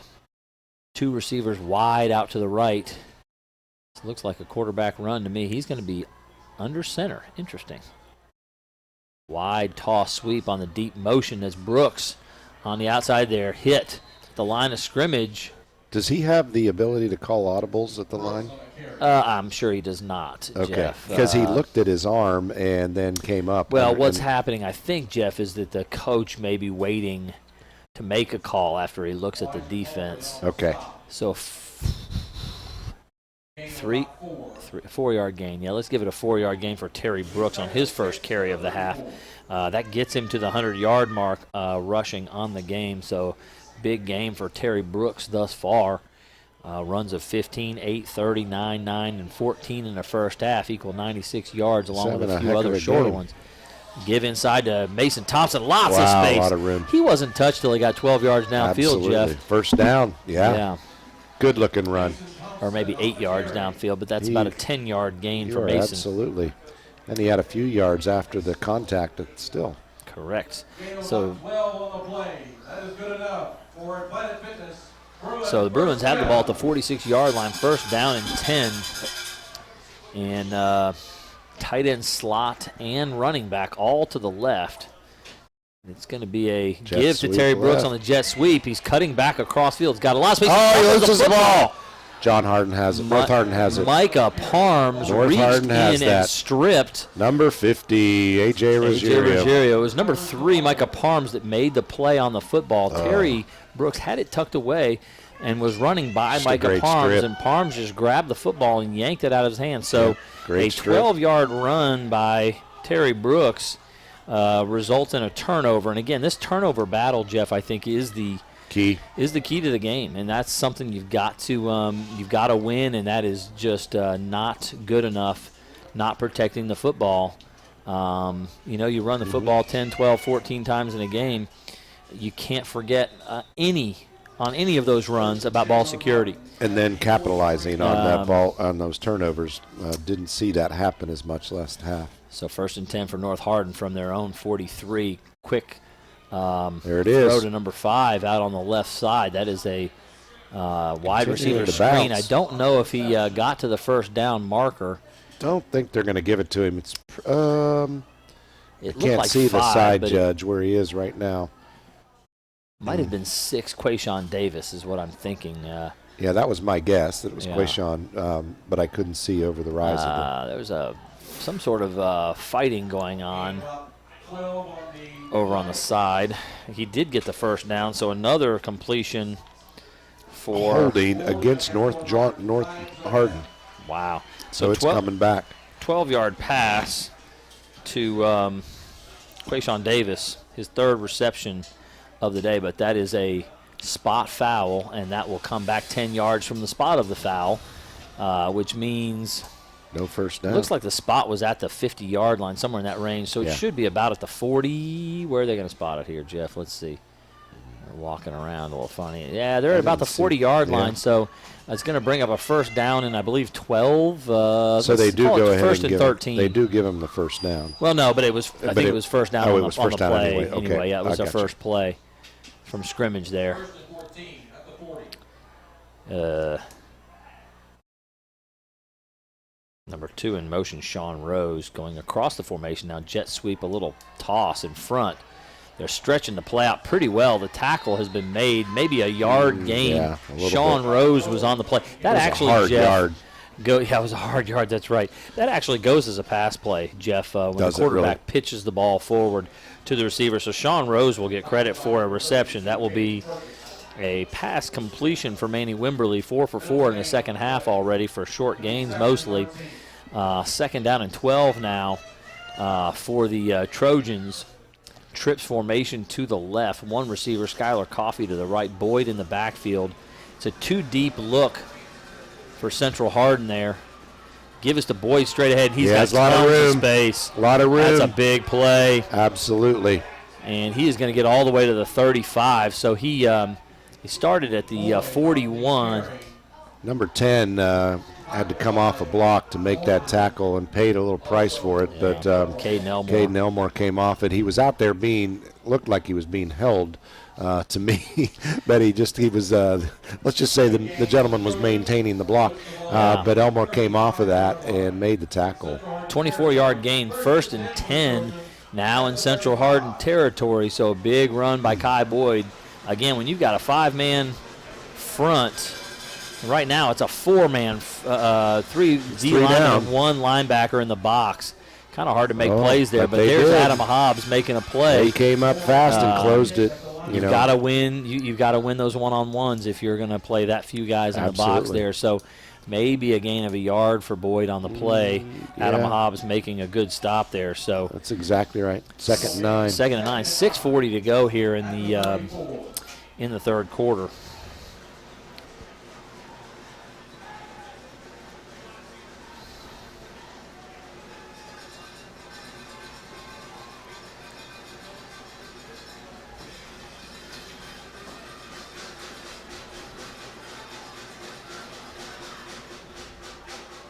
Wimberly looking to his left. He's got Seeley on the nice catch. hitch route. He's trying to break tackles and get away. It looks like he's going to be about 3 yards short, maybe 2 yards short of the first down. It'll bring up a third down and short here. I believe it'll be 3rd and 3, so a 6-yard gain, that is. I'm sorry, 6-yard gain on the pass to Seeley from Wimberly. So 5 for 5 for Wimberly here. Passing the football. Third down at about 3 or 4. Third and 3 from the 34-yard line. They need to get to the 31 to pick up the first down. Noah Payton checking in, the sophomore 35, checking in at linebacker. Give us to Boyd straight ahead. Got Big it all yards. More. He should be in the zone. Touchdown, gone. Kai Boyd. Wow. 34 yards on the run with 5:50 to go. The Trojans take the lead. So a big run by Kai Boyd. Got another after the play penalty here, thrown by they were back there celebrating a little bit more than I think the ref was comfortable with. He just kept watching him, gave him some time, and tossed the rag. So 5:52 to go in the third quarter. The Trojans take the lead, 20-14, extra point pending. And this running attack here in this early going of this half. Carries of 8, 15, 24, 1, and 34 for Kai Boyd. So they had that 1 1-yard gain, but 8 and 15, 24 and 34-yard gains. The Bruins need to make an adjustment defensively if they're going to have any chance. So the turnover led to, they did capitalize it, led to 6 points. Absolutely. And, when the Bruins were marching well towards their end zone, so one little fumble, and North Hardin makes them pay. So they're going to bring Caden Logsdon on. They've had 2 block kicks to this point. We'll see if they can protect on this particular point after. Ball is down well. It's up and it's good. And so as long as they can protect, he ought to knock those through consistently. And so with 5:52 to go here in the third, 21-14, Trojans asserting themselves in the lead. This is a Hardin County Educational and Community Television student production of HCEC-TV. It's a division of Hardin County Schools. Live Channel 1 programming and sponsored in part by Brandenburg Telecom, providing service for all of your communication needs. This HCEC-TV is a student production. It's a division of the Hardin County Schools. We do want to give a special thanks to our live sports coverage sponsors, Brandenburg Telecom, Physical Therapy and Associates, Waddell's Auto and Scrap Metal Recycling, Blue Ribbon Renovations, and Mark Harris Company and E-Town Exterminating, and West Point Bank, where hometown banking is made simple. So I mentioned at the half, we mentioned turnovers. Right. But I mentioned who could establish themselves and establish the physicality of what they want to do. Now, obviously, Central Hardin, before they fumbled, was running the football. They were. But in those 2 series that the Trojans have had the football at this point, Kai Boyd equaled his first half output, 82 more yards. So he's up to 164 yards rushing. So the rushing battle that was being won by Central Hardin early on, it may be flipping a little bit. We'll see if Central Hardin can establish the run on this drive here. Definitely momentum is on the visitor's side at this point in time, but we've seen that happen, and, Bruins are definitely capable of putting it back on, but they've got to do it now. As much as Central Hardin has moved the football, they have not scored since the first quarter. Right, and exactly. They have continued to move the football effectively, and they have shot themselves in the foot with turnovers and penalties. Right. And so the yardage totals are fairly similar between the 2 teams. But they've got an opportunity here on this kickoff because of the celebration penalty in the end zone after the touchdown. They will be catching this and returning it. They're kicking from their 25. Jabari Rashid, 15, will kick it away. It'll be Carter Robinson with it. He needs to just get upfield, 25, get some yards there, and he did not get much. He's going to be down at the 36. Anytime you're running sideways, the other team is gaining on you. So Elijah Palmer, number 4, came up and made a nice hit on that. So, yeah, they at least they're not on the 25, so they've got a little bit better field advantage than that. But absolutely.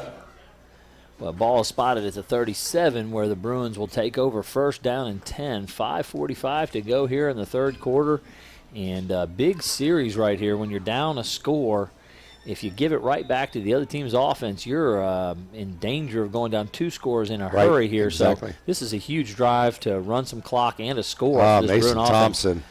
Good off-tackle play, pulling guard, leading the way, some sort of trap block, and that'll be a 6-yard gain, I believe, up to the 44-yard line. He's almost like a tight end coming out of the backfield. He's a big fella. He's a good-looking football player, He's got the nice build for that, and just looks strong and comes out of there, and very athletic. Very big, very strong, very athletic. All of the above is true about Mason. When you see him in person, he is an impressive-looking kid.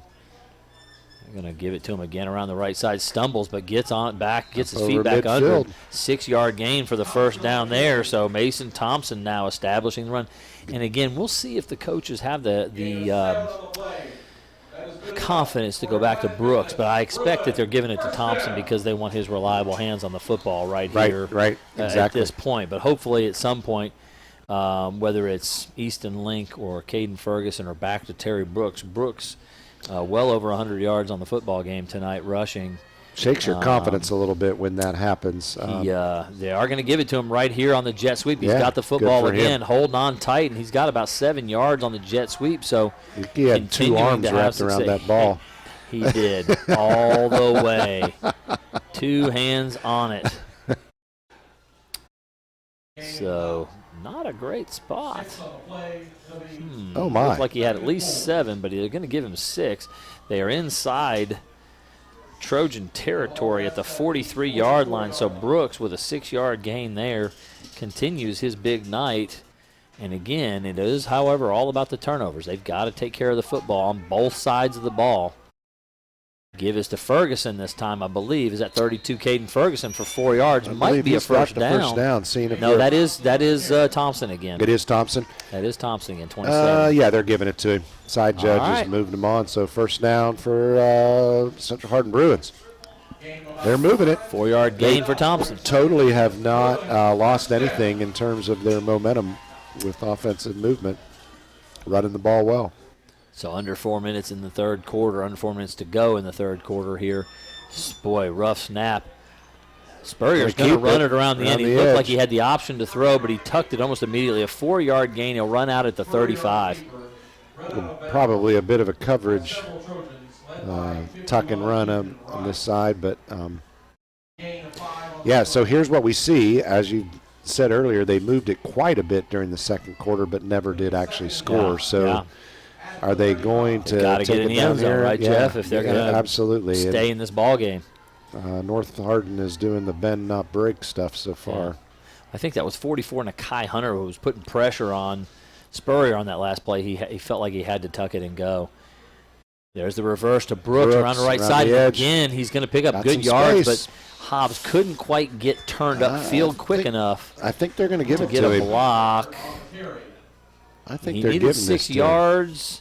Boy, he's looking at it. Yep. And they're going to move it. 6-yard gain for Terry Brooks. They're getting just what they need. They're not getting anything more. That's right. They're getting just make to the yard 29-yard line, Jeff. So they're deep now in North Hardin territory.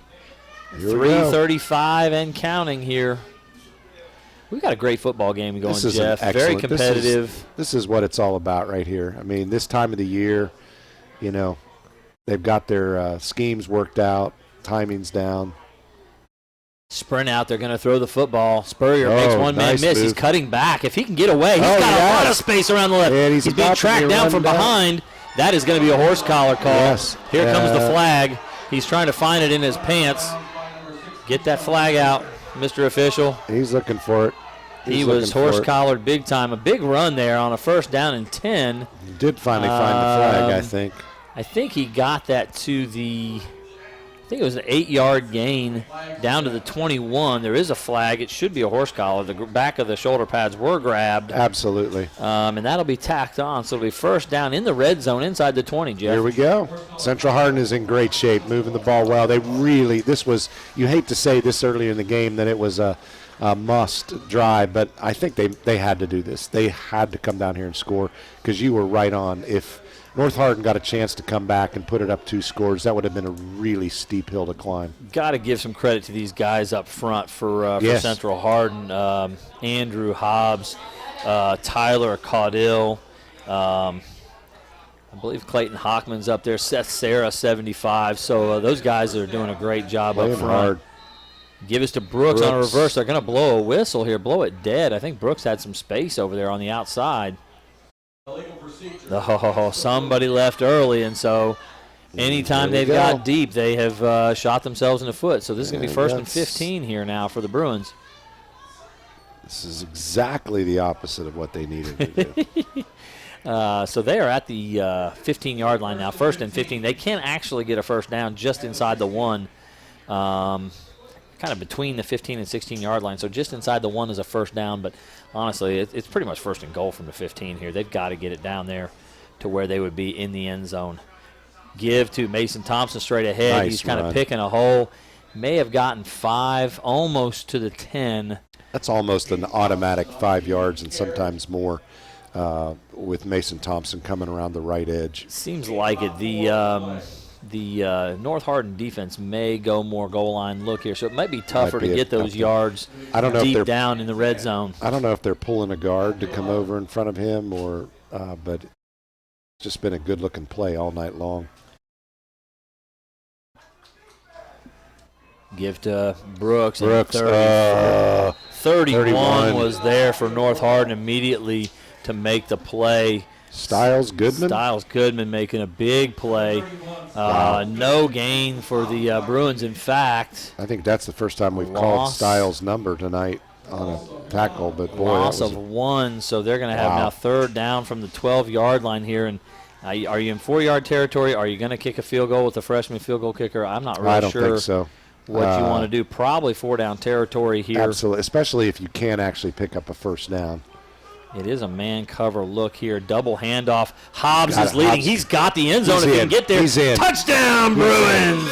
Terry Brooks from 12 yards out. So a measure of redemption for Brooks after the fumble on the last series. Makes a real nice run. Had Hobbs out in front of him on the double handoff, sometimes called the crisscross reverse in this wing T scheme. They're going for 2. Well, they've got the they do have this group out there. They are in the spread look. They've got the one-on-one at the top. 3 guys there. The only chance they have is going to Thompson, and they do, and he did not get it. Not even close. That was poorly blocked and poorly executed. It was awful. They had the numbers to the left over. Ethan Rice, 51, making a great play off the edge, but just a horribly blocked, horribly executed. They had the numbers over here. They totally did. It was just a poorly executed. It was a side snap. Exactly. That's how you snap it over there. You're looking. They had the one on the right. They had 3 guys, 3 on 2 in the middle. No, there's 3 defenders, and then just 2 guys to block there. So they had to come to this left side. They had the numbers there for blocking and running the ball, but just didn't execute. Didn't execute it a bit. So. Yikes, I would have gone to the freshman kicker there. You're down 1 now, 21-20 with 1:50 to go in the 3rd quarter. Or a better play scheme. That did not. I really like what they're doing there. They just have not executed it very well all year. Okay. The throw to the right to the slant to the wide receiver, they have not completed that, but maybe once all year.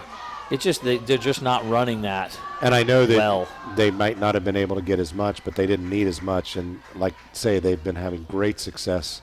Running with the Mason football out of their Thompson offense. coming, run your offense. Just run your regular offense. Come around there. They've had, don't try the trickery when your regular offense is doing the job. Jackson Engstrand kicking off here for the Bruins. He's going to kick it a little deeper down the field. Quayshawn Davis, very dangerous with the football there. It looks like they've got him down. Yes, down. Good tackle over there on the sideline. They'll get it to about the 32-yard line. Looks like number. I think here he comes back. Who is that fellow? Oh, that's Noah Payton, number 35. Good play by the sophomore outside linebacker on the special teams there. Noah Payton making the play.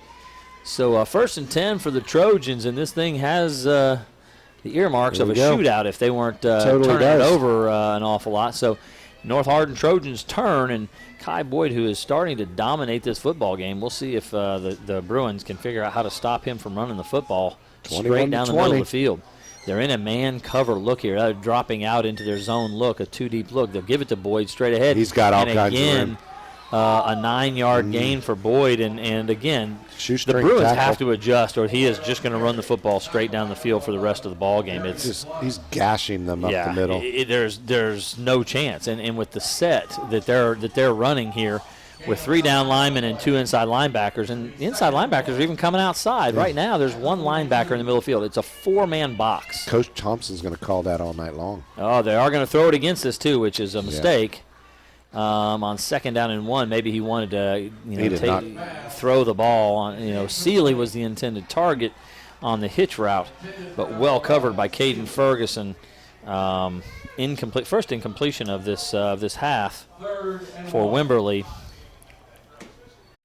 He's 5 of 6 here, which makes him 11 of 13 on the ball game. A very efficient night for Manny Wimberley. Trips formation to the right. Man cover look, and they're going to bring some heat here.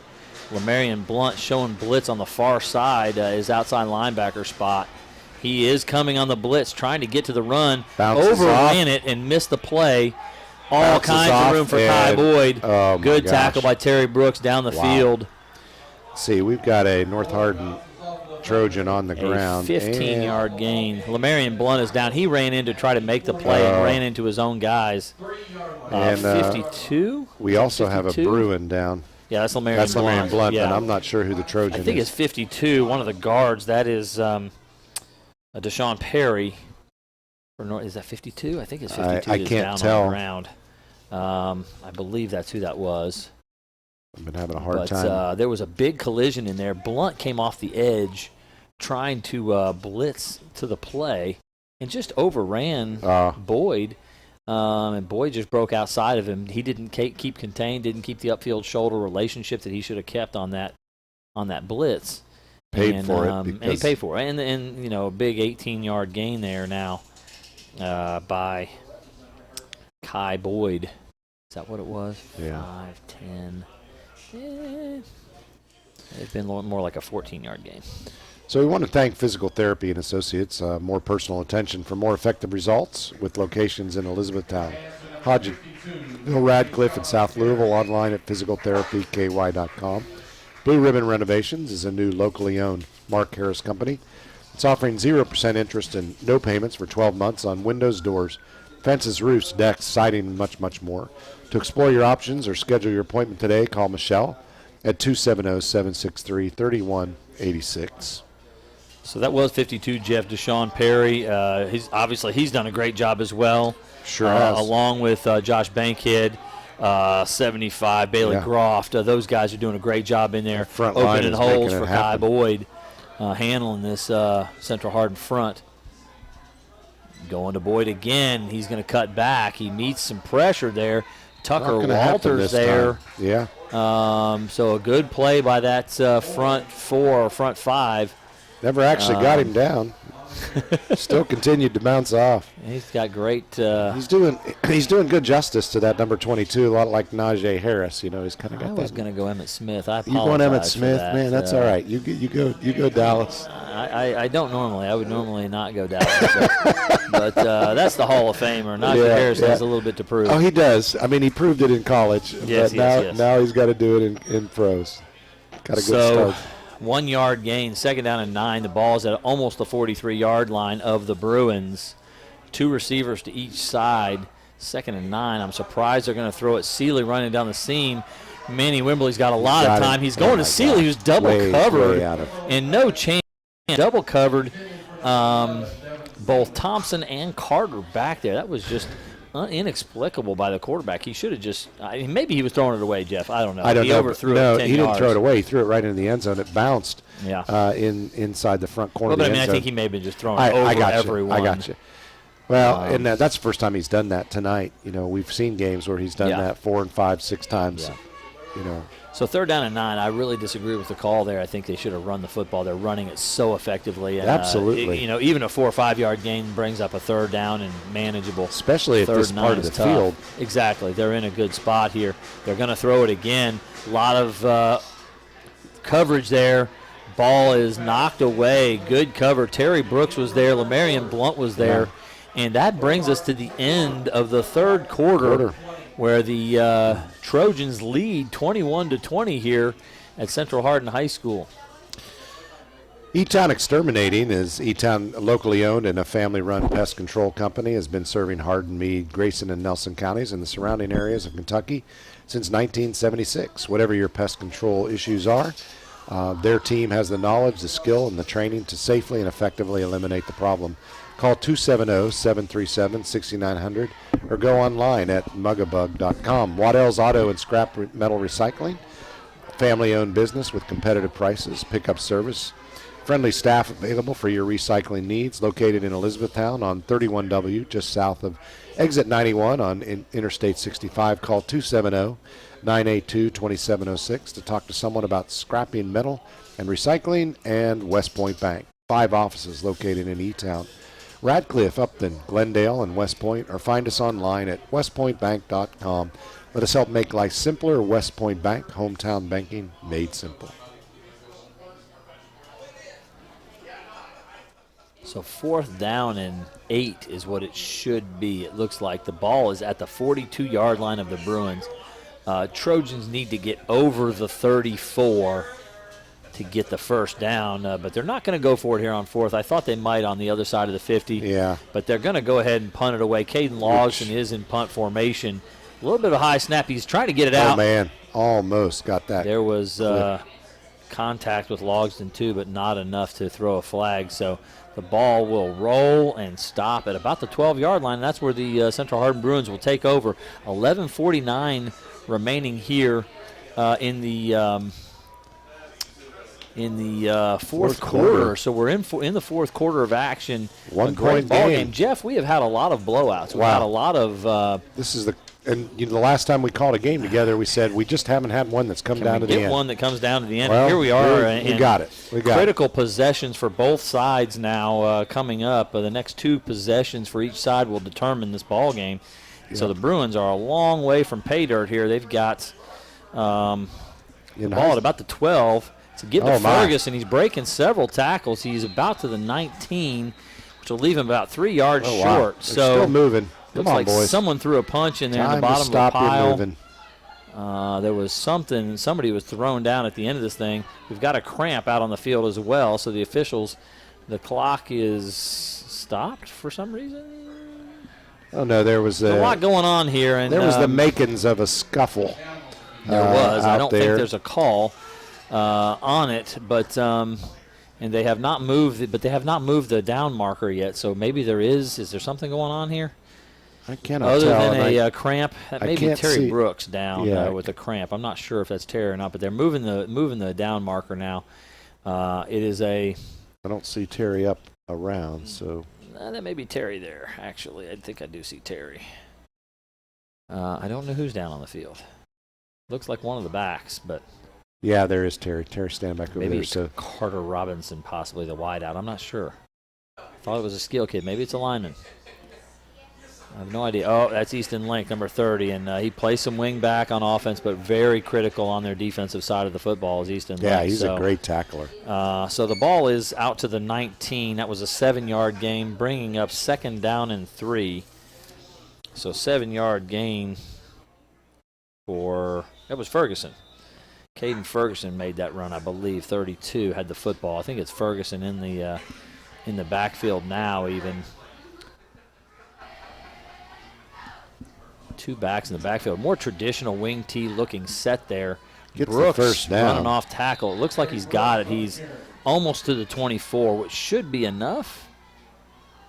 Yes. They're going to spot it there. Yes, a good spot for the Bruins. Maybe I didn't think he got that far. They gave him a little more spot than maybe I thought. So 4-yard gain for Brooks, which will be a first down. So a good start to the drive for the Bruins. They are at their own 24-yard line, 1st and 10.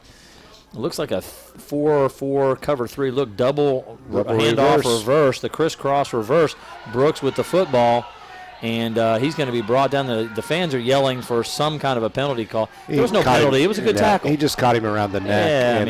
Yeah, I mean, sometimes that's going to happen, but he didn't grab his shoulder pads. Nothing. He didn't grab his face mask. Come on, people, it's football. Relax out here. Sometimes you'll hit the neck. Yeah, 8-yard gain though on the carry for Brooks. So a good carry. Bring up a 2nd down and 2. You know what that's from, right? What's that? That's from Sunday football where you can't touch the face of the quarterback. And so. Ooh, bad snap. Ball rolling on the ground. Spurrier smartly jumps on it quickly, but they're going to lose 3 yards and bring up 3rd down and 5. So, again, as we've said, in the second quarter and most of the third quarter, it was Bruin mistakes that stopped him. It wasn't the North Hardin defense. It was penalties correct. And a fumble that stopped every one of their drives. They have not really been stopped yet. No, in critical spots. It's always been, move, make a mistake. Yeah. So -2, I guess, on that. Looks like they can get it in 4, and they were going with a reverse there. There was a lot of penetration and timeout called by Coach Mattingly and the Bruins. So they'll take a few minutes to look at this and try to come up with a good option for 3rd down and 4 here. This is an HCEC-TV student production, the Division of Hardin County Schools. Special thanks to our live sports coverage sponsors, Brandenburg Telecom, Physical Therapy Associates, Waddell's Auto and Scrap Metal Recycling, Blue Ribbon Renovations, and Mark Harris Company, E-Town Exterminating, and West Point Bank. Tune in weekly for all local HCEC-TV programs. Airing on Brandenburg Telecom and Comcast Cables Channel 2 and Spectrum Channel 184. All HCEC-TV programs on the HCEC-TV YouTube channel. Subscribe to the channel today to get your local community sports and events. Special thanks to our HCEC-TV crew, Jonathan Bland, Reagan Hill, Kyler Barkley, Lydia Doty, John White, and Gina Ryan. So very thankful for those students and staff who are working to bring you all this action and doing such a fine job. This of would that tonight. This would be a big win for either one of these teams tonight, Yes. and This means a lot. coaches. It really does, and Brent Thompson, I'm sure, would love to bring home this to North Hardin, but as well, Coach Mattingly wants to keep it at home. That's just a terrible execution of a play. That'll bring up a 4th down and 4. No yards gained.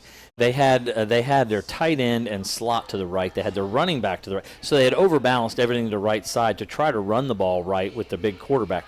Problem is, number one, there were a lot of defenders on that side, but number two, Spurrier just ran sideways. You've got to get north and south to pick up those kinds of situations. And if you're just going to run sideways, there's nothing Gonna happen. Nothing good's going to happen there. So just not good execution. They didn't take care of everybody, and Spurrier didn't give it a chance. No, you're just not running to your power. I mean, it's running away from it. Yeah. Yeah. So this will be a punt. Ball is away. It'll be at about. And it is going to be fair caught. It. Ball is loose. I believe North jumped Hardin on it. has Wow. What a big play. And, number 24 for North Hardin jumps on the football there. Wow. He was not the Heads up intended play. player. Jalen Alfonso, Jeff, jumps on that football. He just happened to be in the right spot, and had he gone up to try and block, that would have been all over. Honestly, when I coached special teams, I always had 2 guys back to return punts for that reason. The first guy would call it and go catch. The second guy would stand and face him. In case he drops the football. As soon as he secured the ball, the other guy turns and gets a block. But you stand about 3 yards in front of him, facing not directly at him, but sideways. All right, trips to the right. 40-yard line is where they'll take over.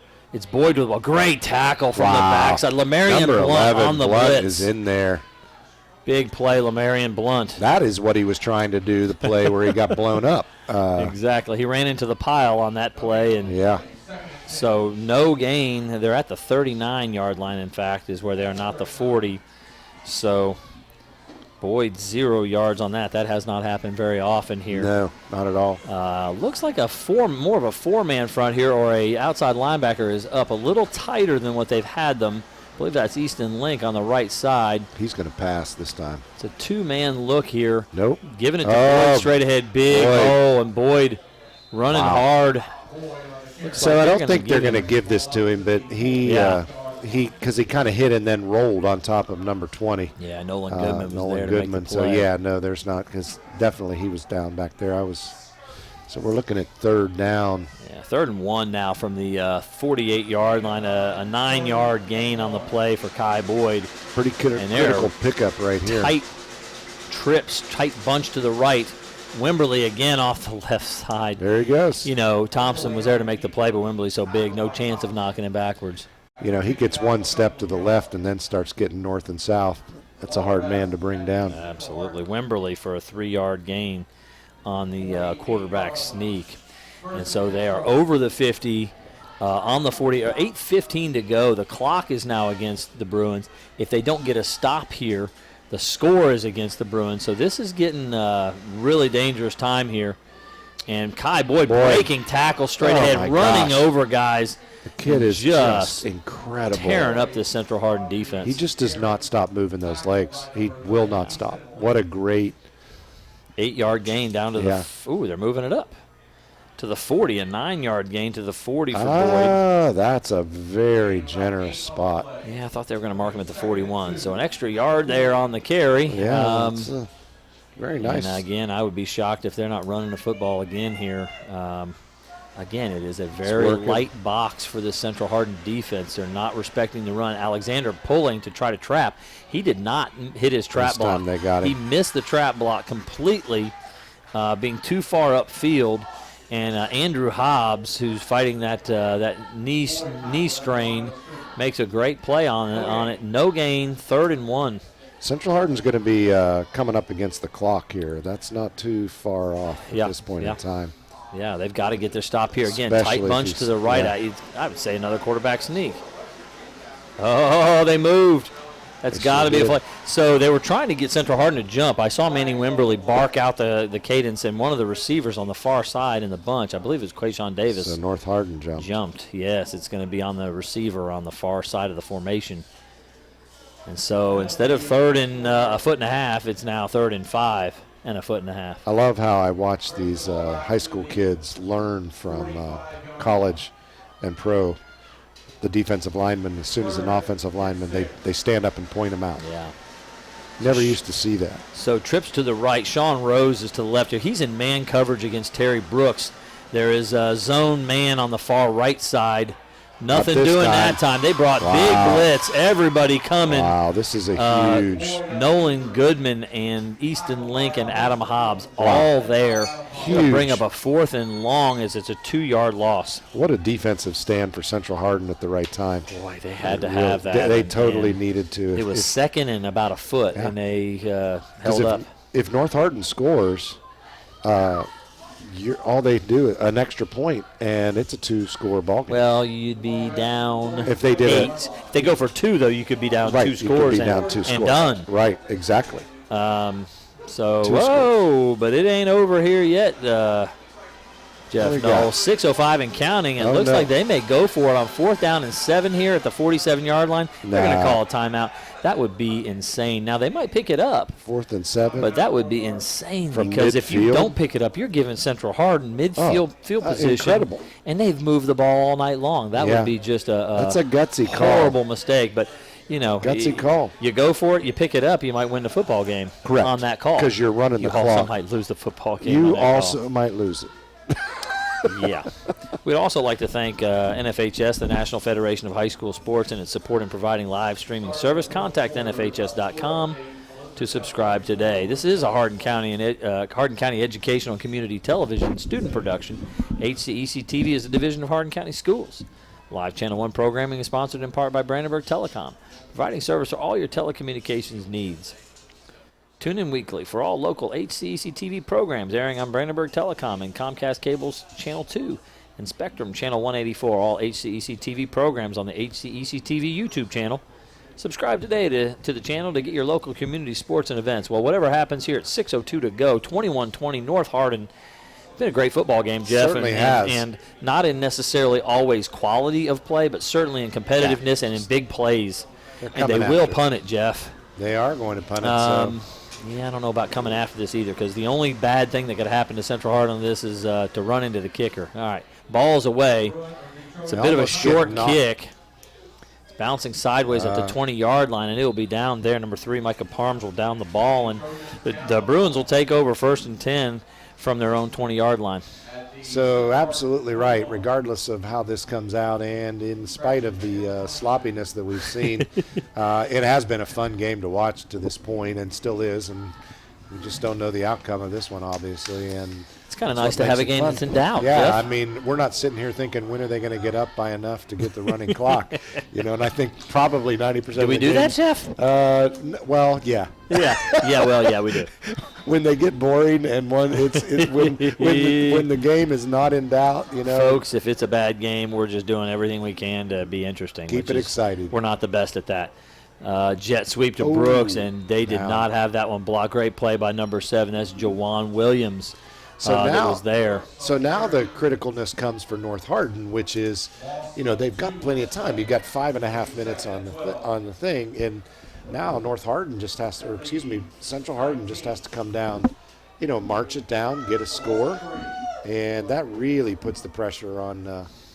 That 2-minute offense is great in the pros and Yeah, college, but yeah. it's not necessarily a thing in the high school. It can be if you work on it. Well, I've coached teams that are really good at that, really good at doing that. Great run by Mason Thompson. They had lost 2 yards on the previous play, and they got back 7 on that run by Mason Thompson. It'll bring up a 3rd down and 5, maybe a 3rd and 6. So good carry from Mason Thompson, but it brings up a 3rd and medium, 3rd and 6 coming up here. They need to get to the 31 from the 25. Big play, Jeff. Big play. 4:51. They have to go Absolutely. for it if they don't get it. Yeah, absolutely. 2 timeouts for each team remaining. trying to make They North have to Hardin have a jump. score. They're going to call timeout. There was some sort of freeze. They were trying to get 5 cheap yards that way and did not get it, the Central Hardin offense. So 4:39 to go. 3rd down and 6, and we'll see what the Bruins can come up with. This is an HCEC-TV student production and a division of the Hardin County Schools. Special thanks to our live sports coverage sponsors: Brandenburg Telecom, Physical Therapy Associates, Waddell's Auto Scrap and Metal Recycling, Blue Ribbon Renovations, a Mark Harris Company, and E-Town Exterminating, and West Point Bank. And we do appreciate these companies that support us and make this happen so that you can be at home and take these games in and watch the game of the week. And so we just encourage you to support these sponsors as they support us and as they support HCEC-TV. So here it comes, Jeff. We've had a lot of big plays in the game, but I think this is another really big moment. It's huge. 4:39 left, 3rd and 6, and this Bruin team needs at least 3, 4, 5 yards here to make a 4th down even a thing. Big chunk. Otherwise, they may have to kick it here. They're going to sprint out and throw it, but Spurrier's going to keep it. He runs through one tackle. Got it. First down for the Bruins. Took a big 8-yard hit. gain. Absolutely beautiful. Took a nice hit, but that's you get down to the critical times. You leave the ball in the hand of one of your best athletes out there in the field. That's right. So good call. It looked like sprint out pass, but I don't think he intended on throwing that thing. I think they wanted yards, hoping for a first down, at least making it a 4th and short. It's 4:17 and counting, and the ball is at the 34-yard line. They've got still 66 yards to go, and the clock is starting to work against them here a little bit. They've only got one timeout now. They are going to take a shot to Carter Robinson, the right side. He got it! He got it! Woo! Steps out of bounds. Big throw and catch. Wow! From Spurrier to Robinson. Wow. It looks like. See where they spot it, Jeff. Yeah, man. He kind of ran out at about somewhere around the 20 or the 19, they're maybe. spotting it at the 14-yard line. Wow, that's a generous give. A 52-yard reception. Wow, that was beautiful. I mean, that was an exceptional catch. It was an over-the-shoulder, bending back 52-yard gain, Jeff. Wow. And so they've got it on the 14. They give us to Brooks jet on sweep the left. Brooks. Jet sweep. He breaks one tackle, but Ethan Rice, 51, has got him. And I don't think there's any gain going there. There is an injured Trojan. I think it's a cramp in the calf. Yeah, it totally is. For 44, Nakai Hunter. Not much there for Terry Brooks on that one. So a 52-yard throw, and I think that's the first throw of the second half for Zach Spurrier. And what a big time and what a big throw. On the money, and Carter Robinson catches it in stride. I'm glad there was no flag on that. They were definitely pushing back and forth on the way down there, but it's just part of the game at that point.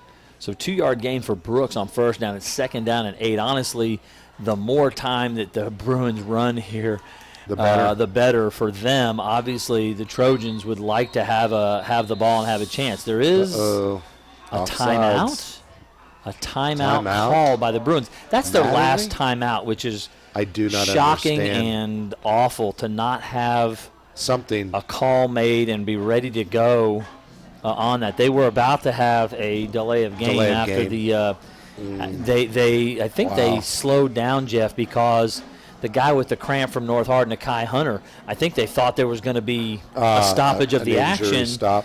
And then he got up and jogged off the field, and they didn't get the play going fast enough to get it in. He didn't actually jog off the field. He went right back. He went back to the huddle? Yeah. Is he out there? He's out there. Okay, there he is, Nakai Hunter, 44. Because I was almost made a comment of obviously he didn't want to get out of the game because he jumped right back up. And otherwise he'd have had to go to the sidelines if there would have been a stoppage. So I think that kind of caught the Bruins by surprise. Now, there's plenty of time for the Bruins here. They shouldn't need more timeouts unless you get to a 4th down situation where you want to make some sort of a decision. Obviously, they might, with a freshman kicker who with very little experience, I don't know about the field goal opportunity here. Off tackle call to Spurrier. He should have stayed to the right side where the play was. I think he cut that back a little early. It's going to be a good gain. He was running before he caught the ball. Obviously, that was a quarterback keep.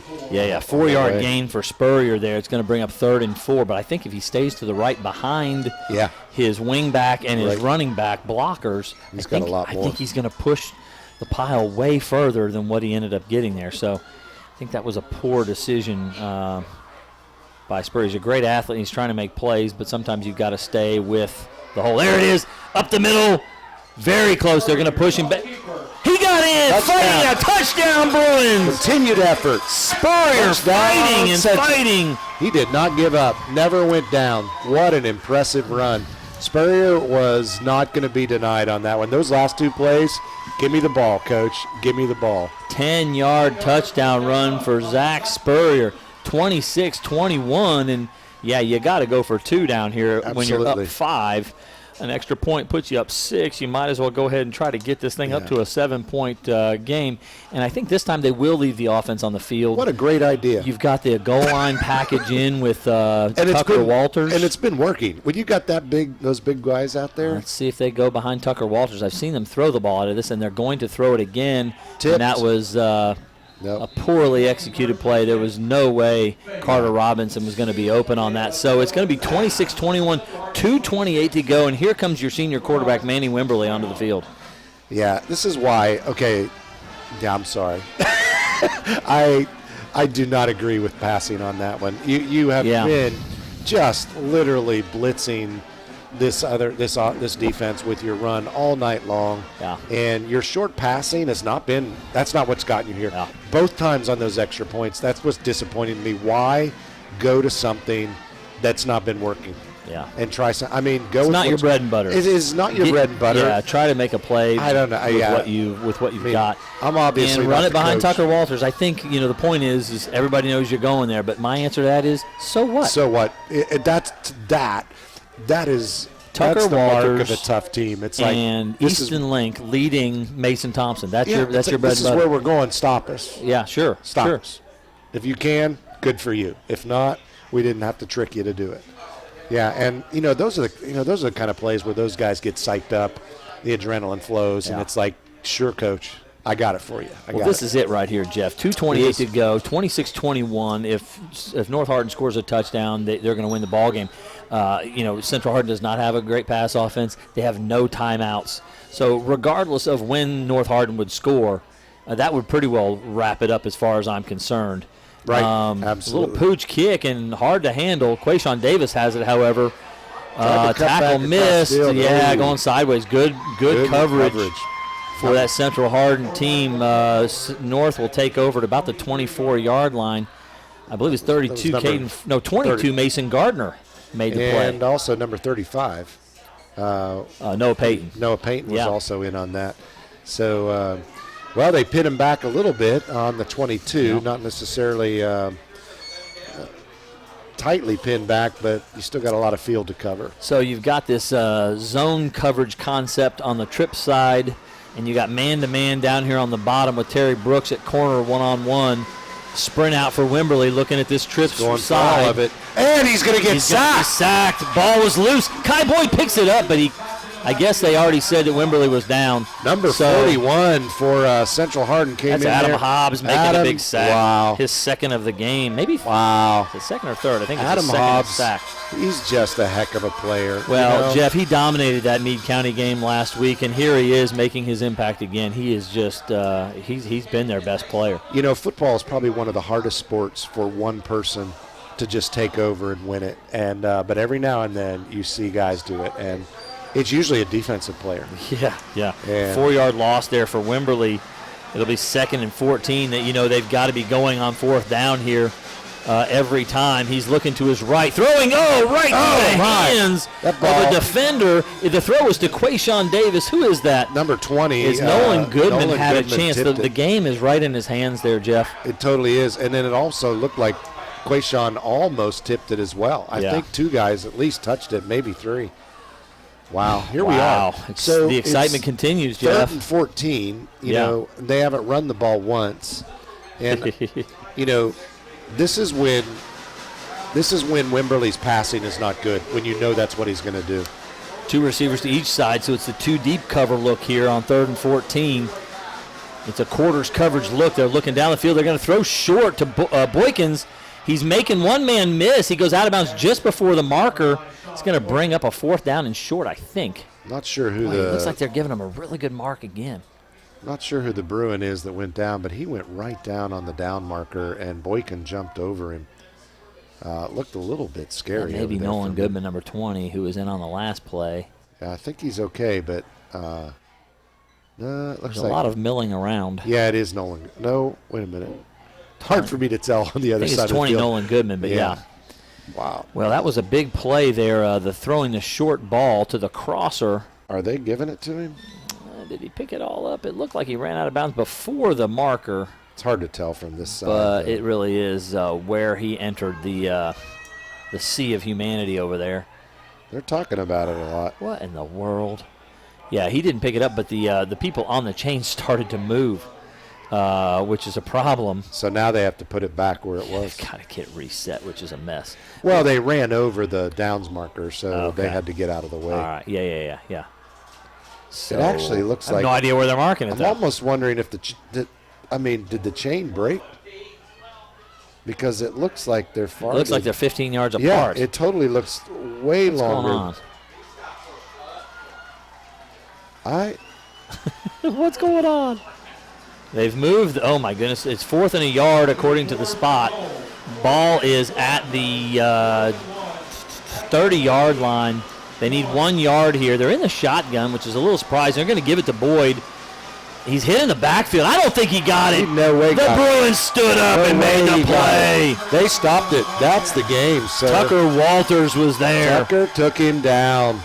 He never got out of the backfield, sir. He took the handoff and had to sidestep immediately my as gosh. there was a lot of penetration. So Right up to 1:29 to go.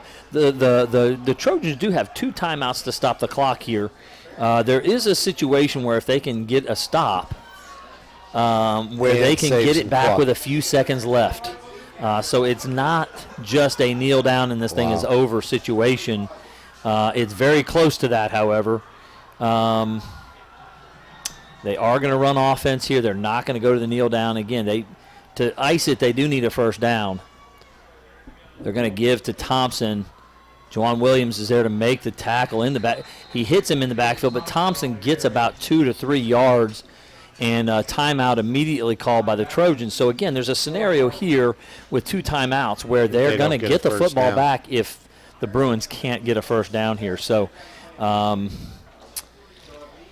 the Bruins were celebrating like it was over. Of course, that is a huge stop, a huge play Yeah. on that where Kai Boyd loses a yard on the Incredible. run. And big play by the Bruin front 5. Heck of a defensive stand.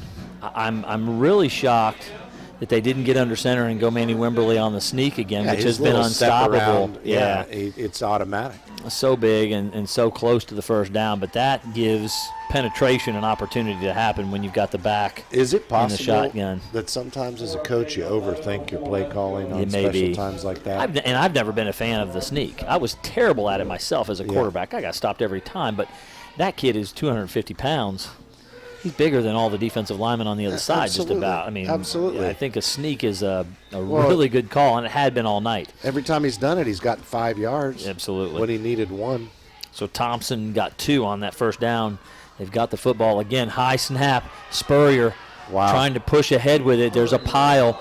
Looks like he's going to get a yard or 2 on the play, and the Trojans will call their final timeout. Boy, number 40, Damian Hensley, I'm pretty sure that's Yeah. who it was, came busting through there. He blitzed through. I mean, he timed it just perfectly. Yeah, better with a handle the snap. It's a good thing to have a great athlete at your quarterback spot to handle those sorts of Yeah. errant snaps. So Another timeout. So that's the last one for that's the last one for either. So this thing's going to run out here unless there's a change of possession. The ball appears to be resting at about the 27. There may have been a yard gain on that play, maybe no gain. We'll give Spurrier a yard and a third and a long 7. it's a Looks generous more like yard. third 8, but It's a generous yard. yeah, but, yeah. They need to get for a first down to the almost to the 20-yard line here. They need to get to the 20, just past the 21, to pick up a first down here on 3rd down and 7. So here's the thing. After this play, the clock will run. Right. They'll spot the ball. If there's no nobody first down, can if it's a stop first it. down, the game's over. If they don't get the first down, then they'll have to run another play, trying to get them to jump off sides. Spurrier straight ahead, running over one man, still pushing the pile. Ooh. Wow. He's right at the 20. This is super close. No timeouts to call, though. Honestly, here you're going for it on 4th down anyway. 100%. There's no other play here. So 4th and 1 after a 7 or a 6-yard gain by Spurrier. Because it's a running play and there's no stopping the clock. Clock is running. You need to time it up so you're letting the clock run down, and not giving North Hardin time here. But here's a big 4th down and 1 situation, and they're going to go sneak. Spurrier's got it. Oh, he's almost scoring. Down to the 15-yard line. It. Spurrier picks up 5 yards. He burst out the left side. Just like he did on the touchdown. They'll move the chains and restart the clock. I believe the Bruins will have to snap it one more time, Jeff. Just to run it out. That's the game right there. That is the game. What a ball game. Wow. North Hardin played some really good football. They really Central did. Hardin played some really good football. And it came down to a couple plays here and there. What a great game. That's what Friday Night Football is all about right there. That is just. And they've taken the snap and taken a knee, and the Bruins are going to celebrate a big win on their home field tonight. They've really, victory. Jeff, been handled by the great North Hardin teams the last 3 years. They truly have. This is a win for Central Hardin.